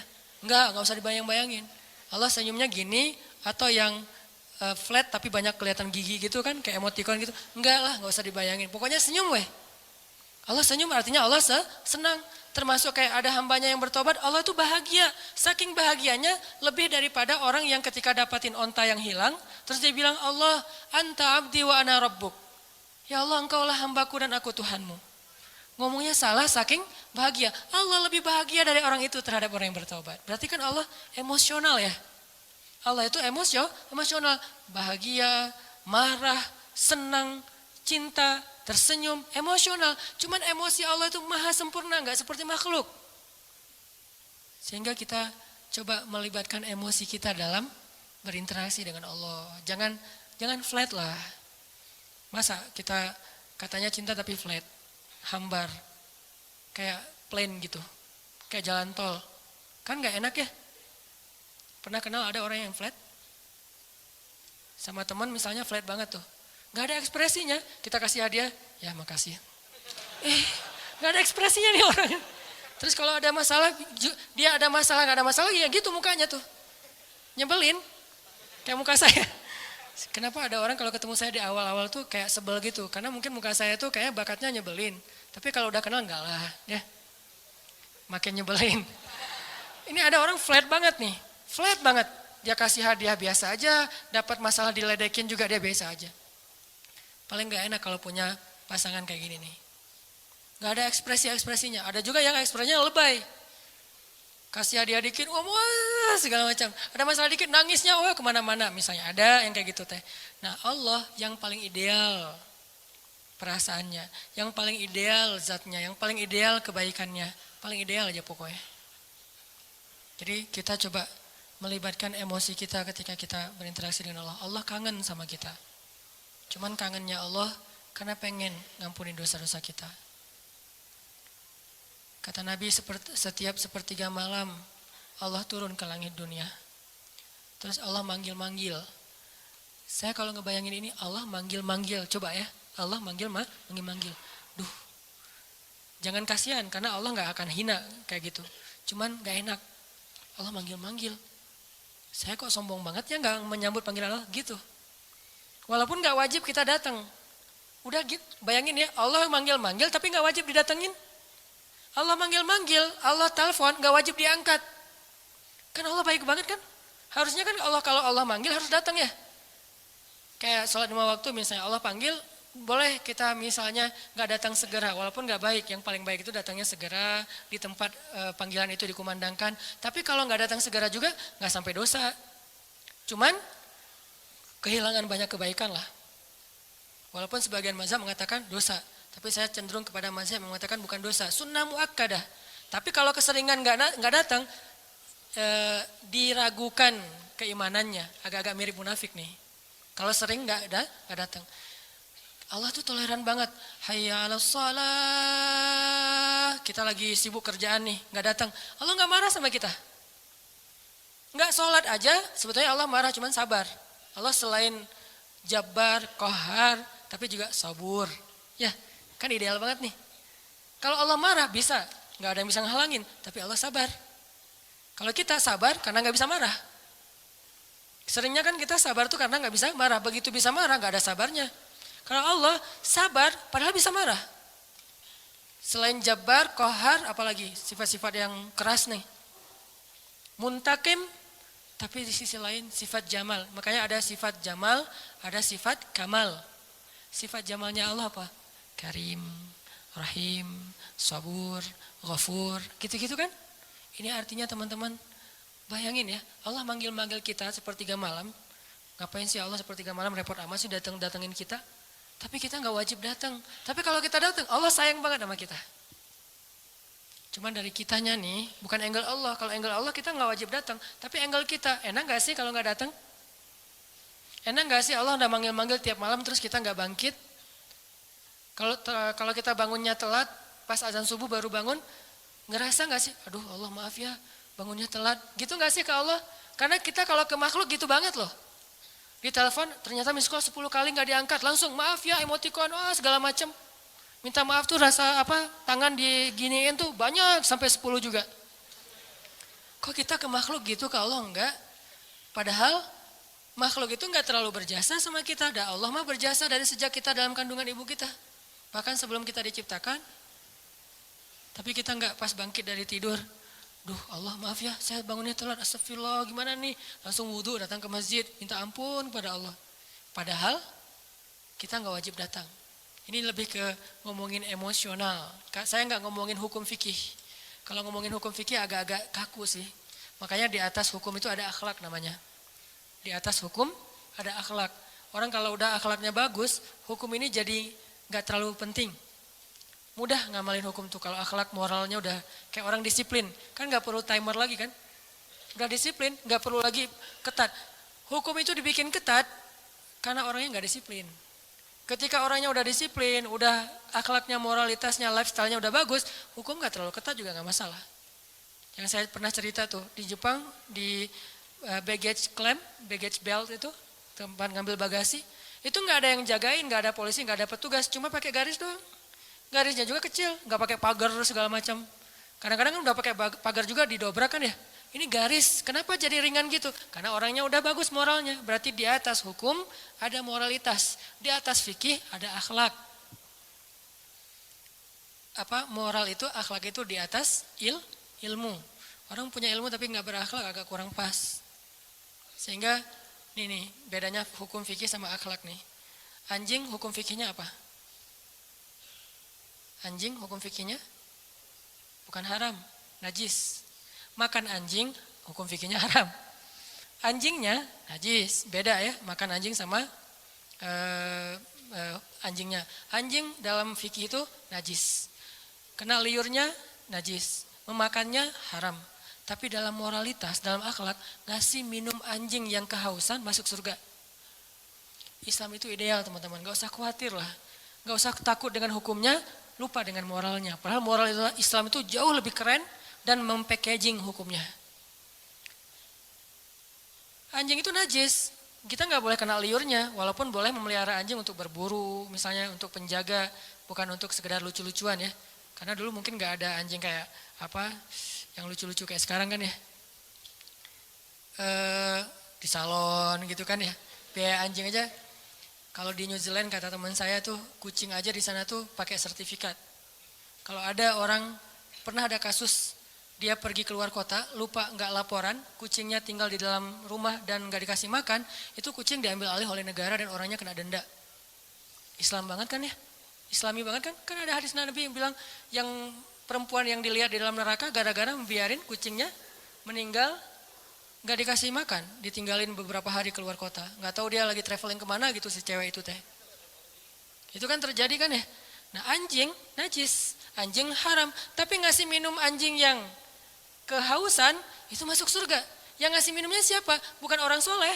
Kalau orang soleh, itu mah amal pelengkap. Bukan, orang yang baru bertobat dari dosa zina. Bukan pezina ya. Karena orang kadang-kadang suka jadi modus tuh. Tuh pezina aja masuk surga. Mana ada pezina masuk surga? Yang ada orang yang bertobat dari zina masuk surga. Orang yang bertobat dari membunuh masuk surga. Nggak ada pembunuh masuk surga, nggak ada itu. Kalau gitu buat apa kita beramal soleh kalau semua juga masuk surga, nggak ada keadilan tuh. Allah kok menciptakan neraka sih, katanya pengasih penyayang, kok ada neraka? Surga neraka adalah bentuk keadilan, karena tanpa surga neraka tidak ada nilainya kebaikan. Ngapain kita harus jadi orang baik, toh nggak akan dibalas juga sama Allah? Ngapain kita takut berbuat dosa, kan nggak akan diazab juga sama Allah? Maka kemana larinya para pembunuh? Kemana larinya para begal? Kemana larinya orang-orang yang menzalimi orang lain? Terus di mana hak para korban kalau tidak ada surga neraka? Tapi kalau sudah diadili di dunia dengan cara-cara yang Allah ridhoi, selesai, nggak ada urusan lagi dengan surga neraka. Misalnya pembunuh dikisos, maka dia masuk surga. Karena hukumnya sudah adil. Tapi kalau pembunuh dibiarin, ya ada nanti hukuman akhirat. Itulah keadilan supaya kita meninggalkan dosa dan berbuat baik. Ya, kalau katanya Rahman Rahim tapi ciptain neraka, ini agak-agak belum sempurna nih pola berpikirnya nih. Makanya Islam itu butuh pola pikir. Al-Quran itu melatih cara berpikir kita. Kalau udah terbiasa kayak gini nih, malam ini yang sesi kedua agak-agak saya beratin nih. materi lebih kepada angle berpikir, persepsi, supaya kita sebagai anak muda, saya yakin ini karena jamaah anak muda sanggup. Kalau jamaahnya udah usia sekian, mungkin saya nggak akan ngomongin pola pikir, lebih kepada ngomongin masalah sakaratul maut atau apalah. Walaupun kan kematian sama aja lah ya, semua orang juga rahasia. Tapi biasanya mah kan gitu kan ya. Kenapa di kampung sering ada tahlilan? Berarti di kampung lebih banyak orang meninggal. Karena di kampung yang tersisa orang-orang tua. Di kota kenapa jarang tahlilan? Karena masih muda-muda. Saya tinggalnya di kampung loh. Satu tinggal di kampung, satu tinggal di kota. Ya gitu aja, gak usah dijelasin. Kenapa saya milih kampung? Memang kita senang suasana di rumah saya kan belakang tuh ada kayak backyard gitu kan, ada kayak kebun kecil. Terus kita kalau sholat duha, kalau ngomong tahajud kan riya duha aja lah yang semua orang juga bisa. Duha itu di kebun. Karena salah satu hobinya Abdullah bin suaminya Asma bin Abu Bakar siapa? Zubair. Abdullah bin Zubair itu hobinya sholat di bawah langit kalau duha. Akhirnya kita kalau duha sesekali itu sholatnya di kebun. Sengaja milih yang Cihanjuang atas, yang airnya masih mau mandi aja sayang nih air terlalu bening nih dipakai mandi gitu kan ya, layak diminum. Cihanjuang atas sama yang agak di perkotaan. Kalau di perkotaan biar mudah aktivitas, kalau yang di atas biar tenang. Di atas hampir tiap bulan ada kasus orang meninggal. Kenapa? Di kampung. Saya nggak ngambil kompleks, sengaja ngambil kampung. Kalau di bawah jarang ada yang meninggal. Kenapa? Anak-anak muda. Walaupun tetap rahasia Allah. Nah karena ini anak muda saya ngomonginnya tentang persepsi. Tentang pola pikir. Supaya nggak ada lagi muncul istilah, ini mah urusan pribadi saya sama Allah. Nih persepsi nih. Opini publik kan? Ini mah urusan pribadi saya sama Allah. Ketika kita menasehati teman kita bukan pengen ikut campur urusan dia. Kecuali kalau kita ikut campur masalah keluarganya. Tapi kalau masalah amal soleh, memang Allah yang nyuruh. Wa tawasau bil haq, wa tawasau bisab. Tinggal nasihatinya dengan cara yang baik. Bil hikmah, wal mau'izatil hasanah. Kalau dibantah, wajadilhum billati hi ahsan. Balas dengan cara yang lebih baik, senyumin aja. Salamun. Bukan berarti kita cuek. Kalau kita nggak nasihatin, manusia itu susah sadar. Jangan tunggu ilham dari langit. Karena kalau datang ilham dari langit berat. Lewat musibah, lewat masalah. Mending dinasihatin teman kita. Jadi bukan urusan pribadi saya sama Tuhan saya. Persepsi. Tadi, kenapa belum berhijab? Yang penting menghijabi hati dulu. Daripada kepala dihijabi tapi hatinya dengki. Gak ada yang menghijabi hati. Menghijabi hati itu gak bagus. Khatamallahu ala qulubihim. Allah menutup hati mereka. Siapa mereka? Orang yang kufur. Jadi yang harusnya menutup kepala membuka hati. Bukan menutup hati membuka kepala. Kebalik. Persepsi berpikir kan? Makanya kenapa saya bilang Al-Quran itu nyuruh kita berpikir. Jangan disuruh tutup hatinya. Yang ada, alam nashrah laka sadrak. Dilapangkan, dibuka dadanya biar dapat hidayah. Tapi kepala ditutup semampunya. Belajar mungkin awalnya cuma diikat doang. Lama-lama diikatnya di sini. Lama-lama diikat dililit-lilit. Lama-lama diginiin. Lama-lama naik makin tinggi gitu kan ya. Terserah itu mah Stella ya, saya nggak tahu lah fikihnya, tanya aja sama Ustaz Abdul Somad. Yang jelas bertahap. Yang pasti nih, bukan nutup hati buka kepala, tapi tutup kepala buka hati. Kalau ada orang yang berhijab tapi masih buat dosa, jangan salahkan hijabnya, salahkan orangnya. Ada orang yang sholat tapi korupsi, jangan salahkan sholatnya, salahkan orang yang korupsinya. Dan jangan bilang gini, mending saya nggak sholat dan nggak korupsi. Daripada dia sholat tapi korupsi. Dia sholat dapat pahala, korupsinya dosa. Kamu nggak sholat dosa dan nggak korupsi dapat pahala. Masing-masing kebaikan dan keburukan itu ada bagiannya sendiri-sendiri. Jangan dibentur-benturin. Nggak ada mending-mendingannya. Mending mana nih? Orang yang banyak amal soleh tapi riya dengan orang yang banyak dosa terus dia taubat. Mending mana? Susah mendinginnya ya. Makanya ada yang bilang gini teman-teman. Kadang-kadang salah ngomong mungkin ya, beberapa penceramah pernah ngomong gini. Lebih baik orang yang banyak dosa lalu bertaubat daripada orang yang banyak amal soleh tapi riya. Benar nggak tuh? Lebih baik, lebih baik orang yang banyak dosa lalu bertaubat daripada orang yang banyak amal soleh lalu riya. Gak ada cerita orang banyak dosa lebih baik daripada beramal soleh. Terus kata yang benarnya gimana? Lebih baik orang yang bertobat dari dosa daripada orang yang ria akan amal soleh. Itu bahasanya. Tipis kan? Yang tipis-tipis ini kita belajar di Mesir. Supaya gak salah ngomong. Saya kalau memperkenalkan teman saya, misalnya satu grup gitu ya. Seorang ulama di Mesir yang saya pernah bilang audisi. Saya kan pernah ikut audisi di TV Mesir untuk baca Al-Quran. Namanya As-Saud Az-Zahabi, suara emas, seruling emas, judul acaranya. Diseleksi dari ratusan orang, cuma 5 orang yang bisa masuk tayangan TV, Iqra TV itu. Nah pas audisi ada 3 juri, di tengah yang juru bicaranya, kayak di Got Talent gitu kan. Di tengah dia bilang, saya Abdullah, juri bidang tajwid. Di sebelah kanan saya Syekh Abdurrahman, beliau juri di bidang seni. Yang sebelah satu lagi, gak dibilang sebelah kiri. Saya duduk di sebelah kanannya Syekh Yusuf. Ini ulama kita nih, teliti. Saya duduk di sebelah kanannya Syekh Yusuf. Gak mau bilang di sebelah kiri saya, gak boleh. Kurang beretika. Saya duduk di sebelah kanannya Syekh Yusuf. Beliau juri di bidang fasoha misalnya, atau hafalan. Telitinya ulama. Al-Quran lebih teliti dari itu. Nabi lebih teliti dari itu. Makanya bahasanya bukan lebih baik orang yang berbuat dosa lalu bertaubat daripada orang yang beramal tapi riya. Enggak ada orang berbuat dosa lebih baik daripada orang beramal. Yang ada lebih baik orang yang bertaubat dari dosa. Kan taubat emang lebih baik dari riya kan? Lebih baik orang yang bertaubat dari dosa daripada orang yang riya akan amal-amalnya. Itu benar kalau kayak gitu teh. Supaya enggak jadi opini publik yang mengatakan, belum tentu dia lebih baik yang lagi buat dosa nih. Belum tentu dia yang lagi sholat nih, belum tentu yang sholat yang ke masjid itu lebih baik. Bisa aja yang berbuat dosa lebih baik ntar dia masuk surga. Enggak ada orang berbuat dosa masuk surga.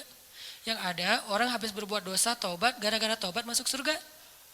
Tuh ada tuh, katanya pelacur tapi masuk surga. Mana? Itu yang ngasih minum anjing, dia bukan pelacur. Dia udah bertaubat, jangan bilang lagi dia pezina, dia udah bertaubat, udah baik, udah soleha. Setelah dia bertaubat, saking dia serius bertaubat, dia nggak ngeremehin amal soleh sampai anjing aja dikasih minum. Karena buat dia itu amal soleh, dia ngerasa selama ini saya kurang amal nih. Sekarang saya mau tamak nih, mau rakus dengan amal soleh. Apa aja saya lakuin, termasuk ada anjing yang kehausan, saya kasih minum. Terserah berapa aja pahalanya, gitu kan? Saking semangatnya nih. Dan Allah tidak meremehkan amal hambanya. Seorang yang udah banyak dosa kalau bertobat, amalnya cuma sedikit, yaitu ngasih minum anjing bisa masuk surga. Itu pesannya kayak gitu tuh. Jadi kita habis tobat nih, belum amal soleh nih, masuk surga. Kalau udah tobat. Buktinya yang membunuh 100 orang, udah beramal soleh belum? Belum. Satu-satunya amal soleh dia apa? Taubat. Satu-satunya amal soleh dia adalah taubat, masuk surga. Jadi nggak ada cerita pembunuh masuk surga, pezina masuk surga, nggak ada. Yang ada orang yang bertobat dari membunuh masuk surga. Orang yang bertobat dari berzina masuk surga. Ini cara kita menilai Allah Subhanahu wa taala. Ini namanya persepsi akidah, bukan wawasan akidah. Mungkin di beberapa talim kita belajar wawasan akidah. Wawasan akidah itu uluhiyah, rububiyah, asma, sifat, itu wawasan akidah. Tapi kadang nggak membentuk persepsi, walaupun itu juga penting. Cuman porsinya harus ditambah, membentuk persepsi kita tentang Allah. Udah selesai belum membangun emosional kita kepada Allah? Kalau akidah kita udah sampai membangun emosional, itu udah keren. Siapa yang terbangun emosionalnya? Rindu, malu. Nabi Ayub itu malu sama Allah. Sakit 10 tahun, gak pernah berdoa, ya Allah sembuhin dong, kan saya udah 10 tahun. Enggak, kenapa? Malu sama Allah. Kita boleh gak minta doa sembuh? Boleh banget. Karena derajat iman kita kan gak kayak Nabi Ayub. Lagian Nabi kan mengajarkan kita doa tentang sakit, ya Allahumma rabban nas dan seterusnya. Ditanya sama istri Nabi Ayub, ya Nabi Allah, kamu itu kan Nabi kekasih Allah, kalau kamu berdoa pasti Allah mengijabah. Kenapa gak berdoa aja? Nabi Ayub tanya, istriku tercinta, berapa lama selama ini kita dapat nikmat dari Allah? Ya 17 tahun. Berapa lama sudah kita diuji oleh Allah? 10 tahun. Malu saya sama Allah. Baru 10 tahun udah minta. 17 tahun Allah kasih nikmat, gak pernah ngomong-ngomong ke kita. Malu sama Allah. Ini udah emosional. Pertama wawasan, kemudian pola pikir, kemudian emosional. Emosional ini bahasa lainnya adalah yakin, iman di hati. Ini puncak ilmu nih. Makanya kata Nabi apa? Ra'sul hikmah makhafatullah. Puncaknya ilmu ada rasa takut kepada Allah, emosional. Kalau ilmu kita baru sekedar wawasan, terus jadi bahan debat di komen-komen kita, itu baru tahapan pertama dari ilmu, belum sempurna itu. Dan biasanya orang kalau baru-baru puber keislaman, puber hadis sahih, emang kayak gitu. Semuanya dianggap palsu, padahal dia doang yang sahih gitu. Enggak lah, orang lain juga punya hadis yang sahih, cuman mungkin kita belum pernah baca hadis itu. Orang hadis sahih jumlahnya ada 200.000 yang dihafal Al-Bukhari. Dan kita mah dari dulu tahunya cuma innamal a'malu binniyat. Gimana kita bilang, oh nggak ada itu. Jangan bilang nggak ada, saya nggak tahu itu. Bisa aja ada, sayanya nggak tahu kan. Makanya kalau ada yang nanya ke saya, Ustadz, ini ada hadisnya nggak? Nggak tahu. Saya nggak akan bilang, nggak ada tuh, nggak berani saya. Kecuali saya udah menghafal hadis sebanyak Imam Ahmad. Berapa hafalan hadis Imam Ahmad? 1 juta. Baru boleh bilang nggak ada. Tapi Imam Ahmad juga nggak bilang nggak ada. Bilangnya saya nggak tahu. Tanya aja ke yang ngamalin, dia tahu nggak hadisnya? Misalnya nih, ada yang tanya, Ustadz ada nggak sholat tasbih ke saya nih? Saya bilang, nggak tahu hadisnya. Tanya deh ke Ustadz yang pernah ceramah tentang sholat tasbih. Ustadz, kan Ustadz pernah ceramah sholat tasbih, apa hadisnya? Gitu caranya. Jangan kita nggak tahu hadisnya, bilang nggak ada itu hadis sholat tasbih. Tanya dulu ke orangnya, siapa tahu ada. Kalau ada, nanti katanya sahih. Enggak, kata Ustadz itu dhaif. Nah, ulama juga tentang hadis sahih dan dhaif berbeda pendapat. Ada ulama bilang ini dhaif, yang ini bilang sahih, kecuali hadis palsu itu nggak ada beda pendapat. Kalau dhaif mah ada beda pendapat, hasan, dhaif, sahih. Kalau mutawatir insya Allah nggak ada beda pendapat. Ini artinya emosional, malu ke Allah, nggak enak ke Allah, kayak Nabi Muhammad SAW tuh, nggak enak sama Allah kalau nggak bangun tahajud, sampai sholatnya getol banget, sampai apa ya? Kelihatan kakinya itu udah keras gara-gara sering tahiyat. Ini beliau hitam gara-gara sering sujud. Makanya saya nutup, nggak mau riak. Nggak ada juga. Nah ini Nabi segitu-gitu amat tuh sholatnya. Ditanya sama istrinya. Dalam riwayat yang lain ditanya sama Abdullah bin Mas'ud. Kenapa gitu-gitu amat? Saya pengen bersyukur kepada Allah. Maksudnya nggak enak sama Allah, udah dikasih nikmat banyak, masih ibadahnya biasa-biasa aja gitu. Wawasan, persepsi, emosional. Kalau kita udah sampai punya rindu ke Allah, udah kuat nih, udah level 3. Kalau baru sekedar faham Allah, level 2. Kalau cuma tahu Allah, level 1. Kalau enggak sama sekali, ini bermasalah nih. Yuk kita belajar kalau gitu. Kadang-kadang enggak level 1, dia enggak terlalu tahu tentang Allah, tapi langsung punya emosional. Ada yang kayak gitu, kayak Bilal tuh. Bilal tuh enggak ngerti ayat-ayat tentang tauhid secara detail kayak Ibnu Abbas, tapi dia langsung yakin sama Allah. Ada yang kayak gitu. Makanya tempatnya ilmu di dalam hati. Tempatnya hafalan di dalam kepala. Kata ulama. Lahum qulubun la yafqahuna biha. Mereka punya hati tapi gak ngerti. Jadi teman-teman, Allah aja kangen sama kita. Ini ngomongin emosinya Allah ya. Saya gak ngomongin tentang zatnya, gak ngomongin tentang wawasannya. Ngomongin tentang emosinya Allah. Allah kangen loh sama kita. Bukti Allah kangen, setiap malam didatengin. Setiap malam Allah manggil-manggil. Hai hambaku, Qul ya ibadiyalladzina asrafu ala anfusihim. Mana hamba-hambaku? Allah tanya kita hamba. Allah manggil kita hamba, padahal banyak dosa. Harusnya Allah bilang, Qul ya usad. Wahai para pendosa. Kan bisa gitu kan? Atau Qul ya ayyuhan nas, wahai manusia. Tapi Allah enggak, Qul ya ibadi, wahai hamba-hambaku. Hamba-hamba itu kayak ibu manggil kita anakku gitu. Kita udah sering, ibu kita nelpon ya, ibu kita nelpon, kita reject, alasannya lagi kuliah. Ibu kita nelpon, kita reject, alasannya lagi di jalan. Ibu kita nelpon, kita reject, alasannya lagi malam mingguan. Ibu kita nelpon, kita reject, alasannya lagi ngobrol sama teman di kafe. Ibu kita nelpon, kita reject, alasannya lagi mau ujian. Mau ujian aja ibu gak boleh nelpon, saking disiplinnya. Ibu kita nelpon, kita reject dengan banyak alasan, tapi ibu kita masih manggil, nak, masih manggil gitu. Mau dimasakin apa? Masih nanya gitu coba. Kurang baik apa ibu? Kita udah marah-marah sama ibu kita tuh gak pendendam, masih manggil, nak, gak manggil, hei kamu, enggak. Atau durhaka, enggak. Ibu kita masih memanggil kalimat yang kasih sayang Dan itulah Allah Subhanahu wa taala. Di-reject berkali-kali, dikhianati berkali-kali, ditinggalkan berkali-kali, diduakan, diselingkuhin tuh sering. Kita sering nyelingkuhin Allah sebetulnya. Apa nyelingkuhnya? Kita kan suka bilang inna sholati wa nusuki wa mahyaya wa mamati lillahi rabbil alamin. Kan itu gombal banget kan? Sesungguhnya sholat saya, kurban saya, sholati wa nusuki, hidup saya, mati saya, semuanya untuk Allah Subhanahu wa taala. Semuanya untuk kamu, iya kamu, gitu kan? Ngomong ke Allah kan manis banget nih. Pada kenyataannya kita ngomong ke pasangan kita juga gitu. Aku nggak bisa hidup tanpa kamu. Allah ngelihat, gitu kan ya? Kalau bahasa kita mah ya. Tapi Allah masih manggil hambaku gitu. Enggak, dasar lo emang gombal, lo habisin aja. Enggak, Allah tuh padahal bisa banget kayak gitu coba. Enggak. Coba kalau pasangan kita digituin.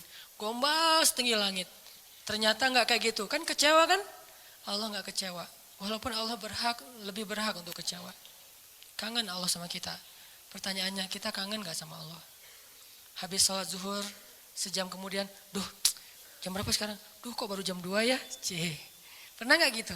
Kok baru jam 2 ya? Emang kenapa? Kangen asar, Pernah gak kayak gitu tuh?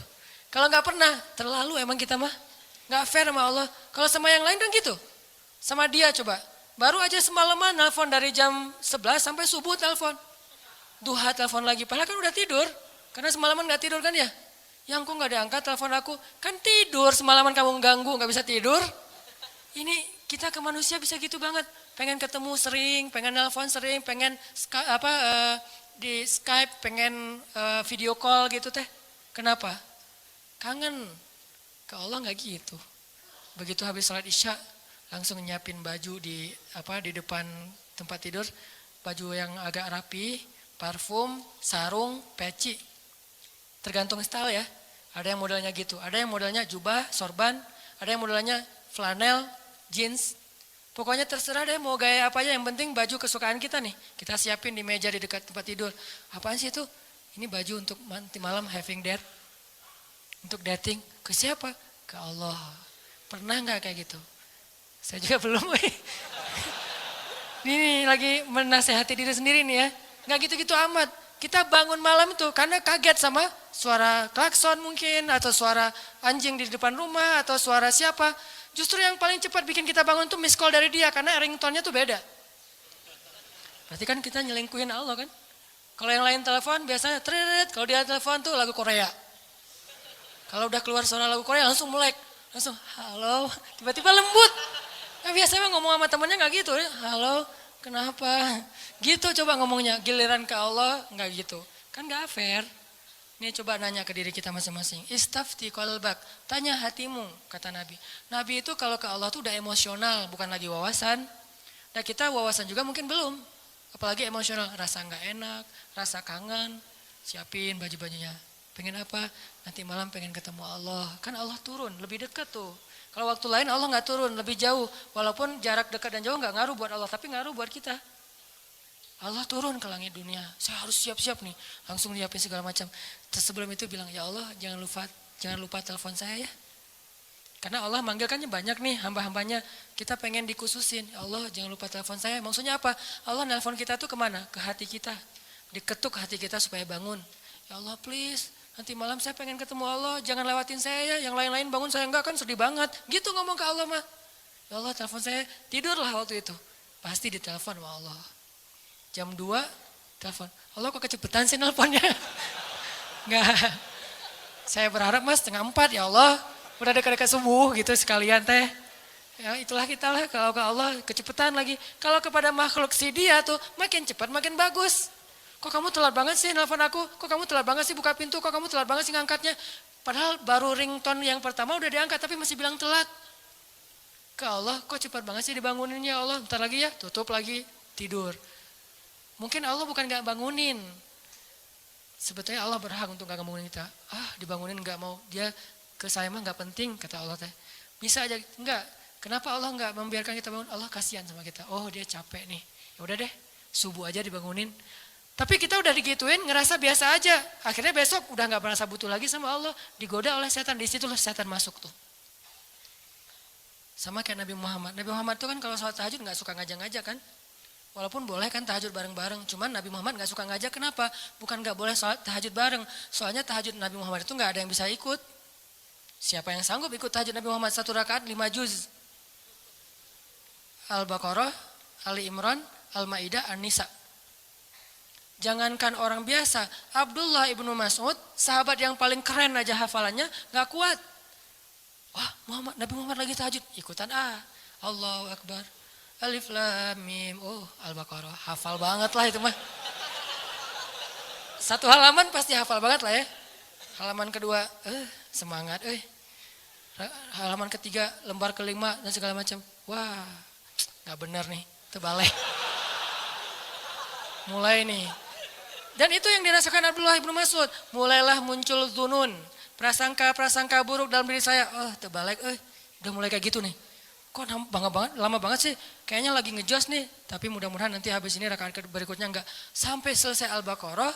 Mudah-mudahan habis Al-Baqarah. La yukallifullahu nafsan illa wus'aha. Abdullah udah gini-gini. Wah, ada ruku nih. Bahasa kita mah ya.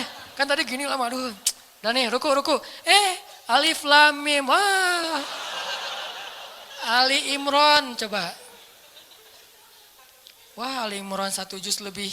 Mudah-mudahan habis Ali Imran ditahan-tahan nih. Mudah-mudahan Nabi nggak ingat lagi ya An-Nisa, lupa kayak. Kalau udah lupa kan ruku. Kalau bahasa kita mah ya. Ya ayyuhan nasu taqu rabbakum. An-Nisa. Hampir kata Abdullah saya batalin. Itu sekali-kalinya first and last sholat di belakang Nabi. Sholat Nabi kan? Makanya Nabi itu gak mau ngajak-ngajak tahajud. Bukannya gak boleh bareng-bareng. Nabi tahu diri lah. Tahu diri. Kalau kita tahu diri gak ngajak-ngajak. Soalnya tahajudnya mepet-mepet ke azan subuh. Tahajud 2 rakaat, witir 1 rakaat. Kalau enggak sekalian aja witir udah disatuin dengan tahajud 1 rakaat. Sholat tahajud. Saya sering sholat tahajud 1 rakaat, witir doang. Kenapa? Karena pas lihat jam 4 lewat 5 azan. Ya udah witir aja deh. Saking gak solehnya. Nabi saking solehnya gak berani ngajak orang. Ini juga kedewasaan Nabi nih. Beliau kalau ngasih nyontoh, kasih contoh yang bisa ditiru. Kalau melakukan yang gak bisa ditiru, gak mau nyontohin ke orang lain. Kalau kita kebalik, giliran dilihat orang lain yang gak bisa ditiru. Giliran sendiri, yang orang lain semua bisa lakuin juga. Artinya kita tuh kurang bijak, pamer. Nabi kalau sholat sunnah qabliyah di rumahnya 4 rakaat. Kalau di masjid 2 rakaat. Supaya bisa ditiru. Ketika ditanya kok gitu Nabi, likaila yakuna harajan li ummati, supaya enggak ngeberatin kalian. Coba. Ini emosional Nabi nih. Bahasa fikihnya sariratun Nabi. Kan Nabi itu ada surah, sirah, sarirah ya. Surah jenggot, rambut segini, itu rambut 2017 banget lah pokoknya. Rambut zaman now. Terus jubahan. Terus sorbannya Nabi itu kan kalau di ini 1 di depan 1 ke belakang kan ujungnya itu surah. Kalau sirah kehidupan sehari-hari Nabi, sikap-sikap Nabi. Nah yang jarang dibahas itu teman-teman sarirah, perasaan Nabi. Nabi itu gak mau ngeberatin kita. Kalau ngasih contoh yang bisa kalian tiru aja deh. Makanya Nabi kalau tahajud gak pernah ngajak Aisyah. Aisyah tidur, Nabi ke kamar mandi, wudhu, udah gitu sholat. Sholatnya di mana? Di sebelah Aisyah. Kenapa? Nabi tahu Aisyah itu kalau malam suka raba-raba nyari Nabi. Kalau nggak kepegang Nabi dia bangun. Nabi nggak pengen ngebangunin Aisyah. Coba. Kalau kita istri yang soleh kok belum bangun? Masih mending. Aduh ya Allah pengen banget istri kayak Khadijah bukan kayak gini. Lebih fatal lagi. Aisyah aja nggak dibangunin sama Nabi. Jadi kalau nanti udah punya ya, maaf kalau belum punya nggak bisa diperhatiin. Kalau udah punya jangan bangunin. Saya juga nggak pernah bangunin istri, soalnya nggak bangun juga. Nabi mah nggak pernah bangunin istri kecuali emang dalam kondisi Aisyah waktu itu nggak capek. Nabi perhatiin banget hari ini Aisyah ngapain. Kalau kita kan nggak peduli. Tahajud. Mama kan udah sering ikut talim, masa nggak bisa tahajud? Ya udah sering talim, tapi capek siangnya dia ngurus anak, dia nyuci, dia segala macam, dia jagain harta kita, rumah kita, keluarga kita, dia mondar-mandir ke pasar. Mungkin tadi pergi ke pasar beli cabai lupa, beli garam lupa, lanjut lagi. Kita harus tahu, seharian Aisyah capek, ya udah malamnya saya tahajud sendiri. Begitu witir baru Aisyah dibangunin. Adegan pakai nano spray itu adegan witir, bukan adegan tahajud. Aisyah gitu. Oh ya udah, Aisyah masih apaan sih kalau bahasa kita mah ya. Kak Aisyah tuh raba-raba kalau lagi malam. Nabi mana? Karena dekapan Nabi itu kan paling hangat ya. Karena dia mendekap bukan dengan fisiknya doang, dengan hatinya. Pokoknya udah hangat banget lah dekapan Nabi. Cowok paling romantis se-Eropa itu Rasulullah SAW lah. Kalau kita mau tahu gimana romantisnya Nabi, saya udah lagi nggak mood bahas romantis-romantisan ya. Satu saat aja. Tapi bukan saya nih yang romantis ya, Nabi. Saya mah cuma belajar-belajar dikit. Nabi itu paling hangat. Nabi pegang tangan istrinya biasa. Kita mau megang, kursi aja lah. Nggak ada calonnya nih. Masa mau dipegang, siapa dipegang? Pas dipegang calon mertua. Apa-apaan lo? Astagfirullah. Kan bahaya tuh. Masa megang tangan calon mertua yang kekar gitu. Bahaya. Nabi Aisyah witir. Karena pas Nabi lagi sholat, Nabi itu sholat kakinya itu di sebelah Aisyah. Dan Aisyah tuh nyari-nyari jempol Nabi. Itu juga dalil bagi sebagian mazhab ya, enggak semuanya, bahwa menyentuh istri tidak batal wudu. Sebagian lain mengatakan beda. Allah alam bab fikihnya. Karena ada juga dalil kalau habis wudu Nabi itu cium Aisyah ke masjid. Wudu, cium. Itu ritual ya, tutorial ke masjid. Wudu dulu awalnya ketika mendengar azan, siwak. Siwak mah boleh pakai kayu siwak, boleh pakai gosok gigi, terserah, yang penting bersihin mulut. Siwak, udah gitu berwudu, udah gitu pakai pakaian yang bagus, parfum, cium istri. Makanya nggak bisa ngamalin sunnah kalau belum susah. Banyak yang nggak bisa diamalin. Garing kan, parfum segala macam, langsung ke masjid garing Harusnya parfum, ada sesuatu. Jadi jangan ngelangkahin sunnah dong. Runtutannya harus rapi. Siwak, wudu, pakai baju yang bagus, parfuman. Nah. Bagian apa? Terserah. Mau di pipi, mau di jidat. Ya itu aja lah 2. Pipi atau jidat, udah. Dan kecupan itu penuh kasih sayang. Istri juga pasti gituin, itu kayak mentransfer amal soleh ya, mentransfer kebaikan. Istri langsung pasti gituin, oh iya ya, sholat. Jadi jangan bilang, ma sholat, enggak, wudu, parfum, cium, oh tanda udah waktunya sholat. Kan keren banget ya alarmnya ya. Jangan pakai alarm, ma sholat, ma udah azan, jangan, enggak keren, terlalu mainstream. Alarm sholat dari suami ke istri itu adalah kecupan. Kalau di kantor gimana Ustaz? Kirim aja emoticon kecupan. Jadi kalau udah jam 12 muncul tuh emoticon kecupan. Oh waktu sholat. Kan keren ya.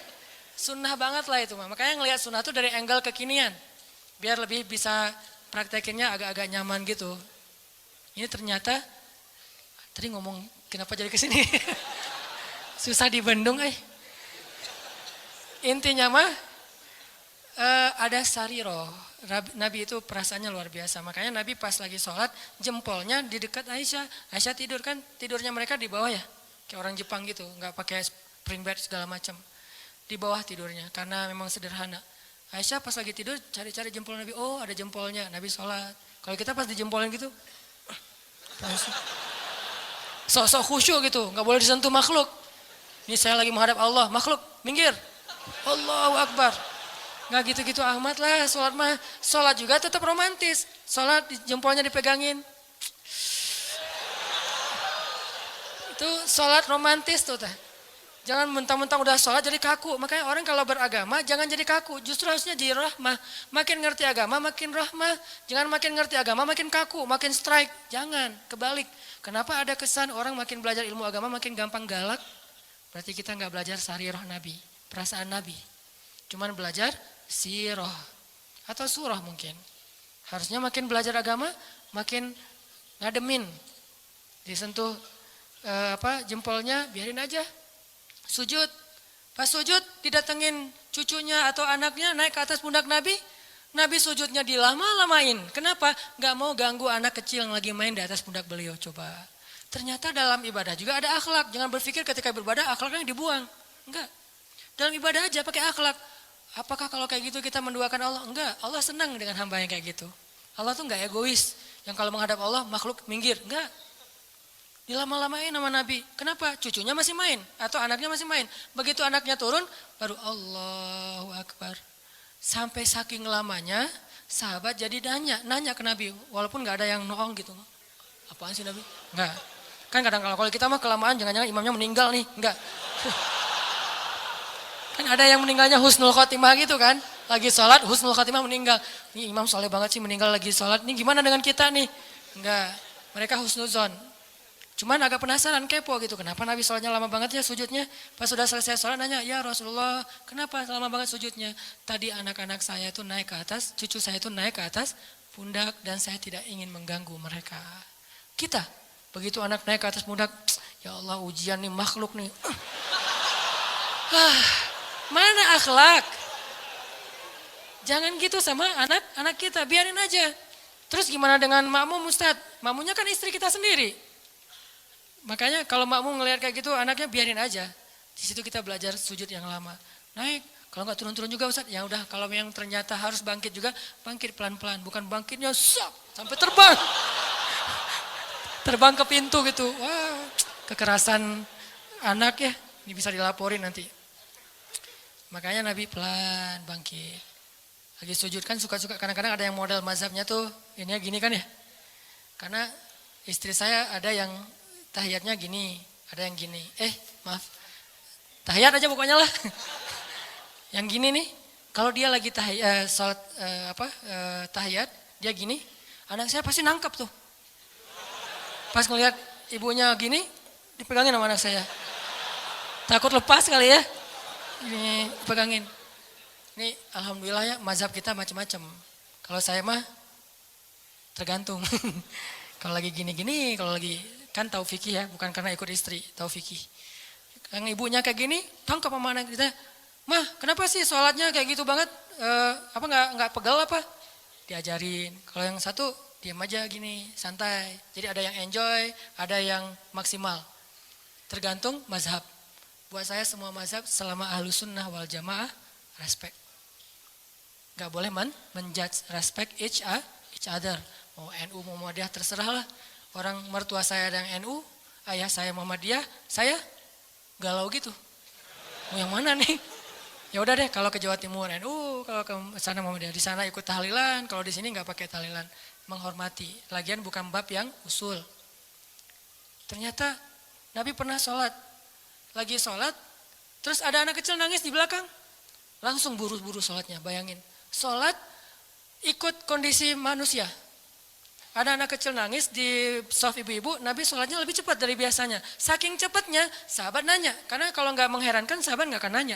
Ya Rasul, kenapa kok buru-buru? Apa yang terjadi? Kata Nabi lagi sholat, tadi aku pengen baca ayat yang agak panjang. Tapi mendengar anak kecil nangis, aku khawatir merepotkan ibunya, makanya dipercepat. Lihat akhlak. Sarirah Nabi, perasaan nggak enak Nabi itu tinggi loh. Kita kadang-kadang nggak peduli perasaan orang lain, asal ngomong aja. Modalnya cuma satu, balighu anni walau ayah, sampaikan dariku walaupun cuma satu ayat. Itu cuma satu hadis. Masih banyak hadis yang lain suruh jaga perasaan.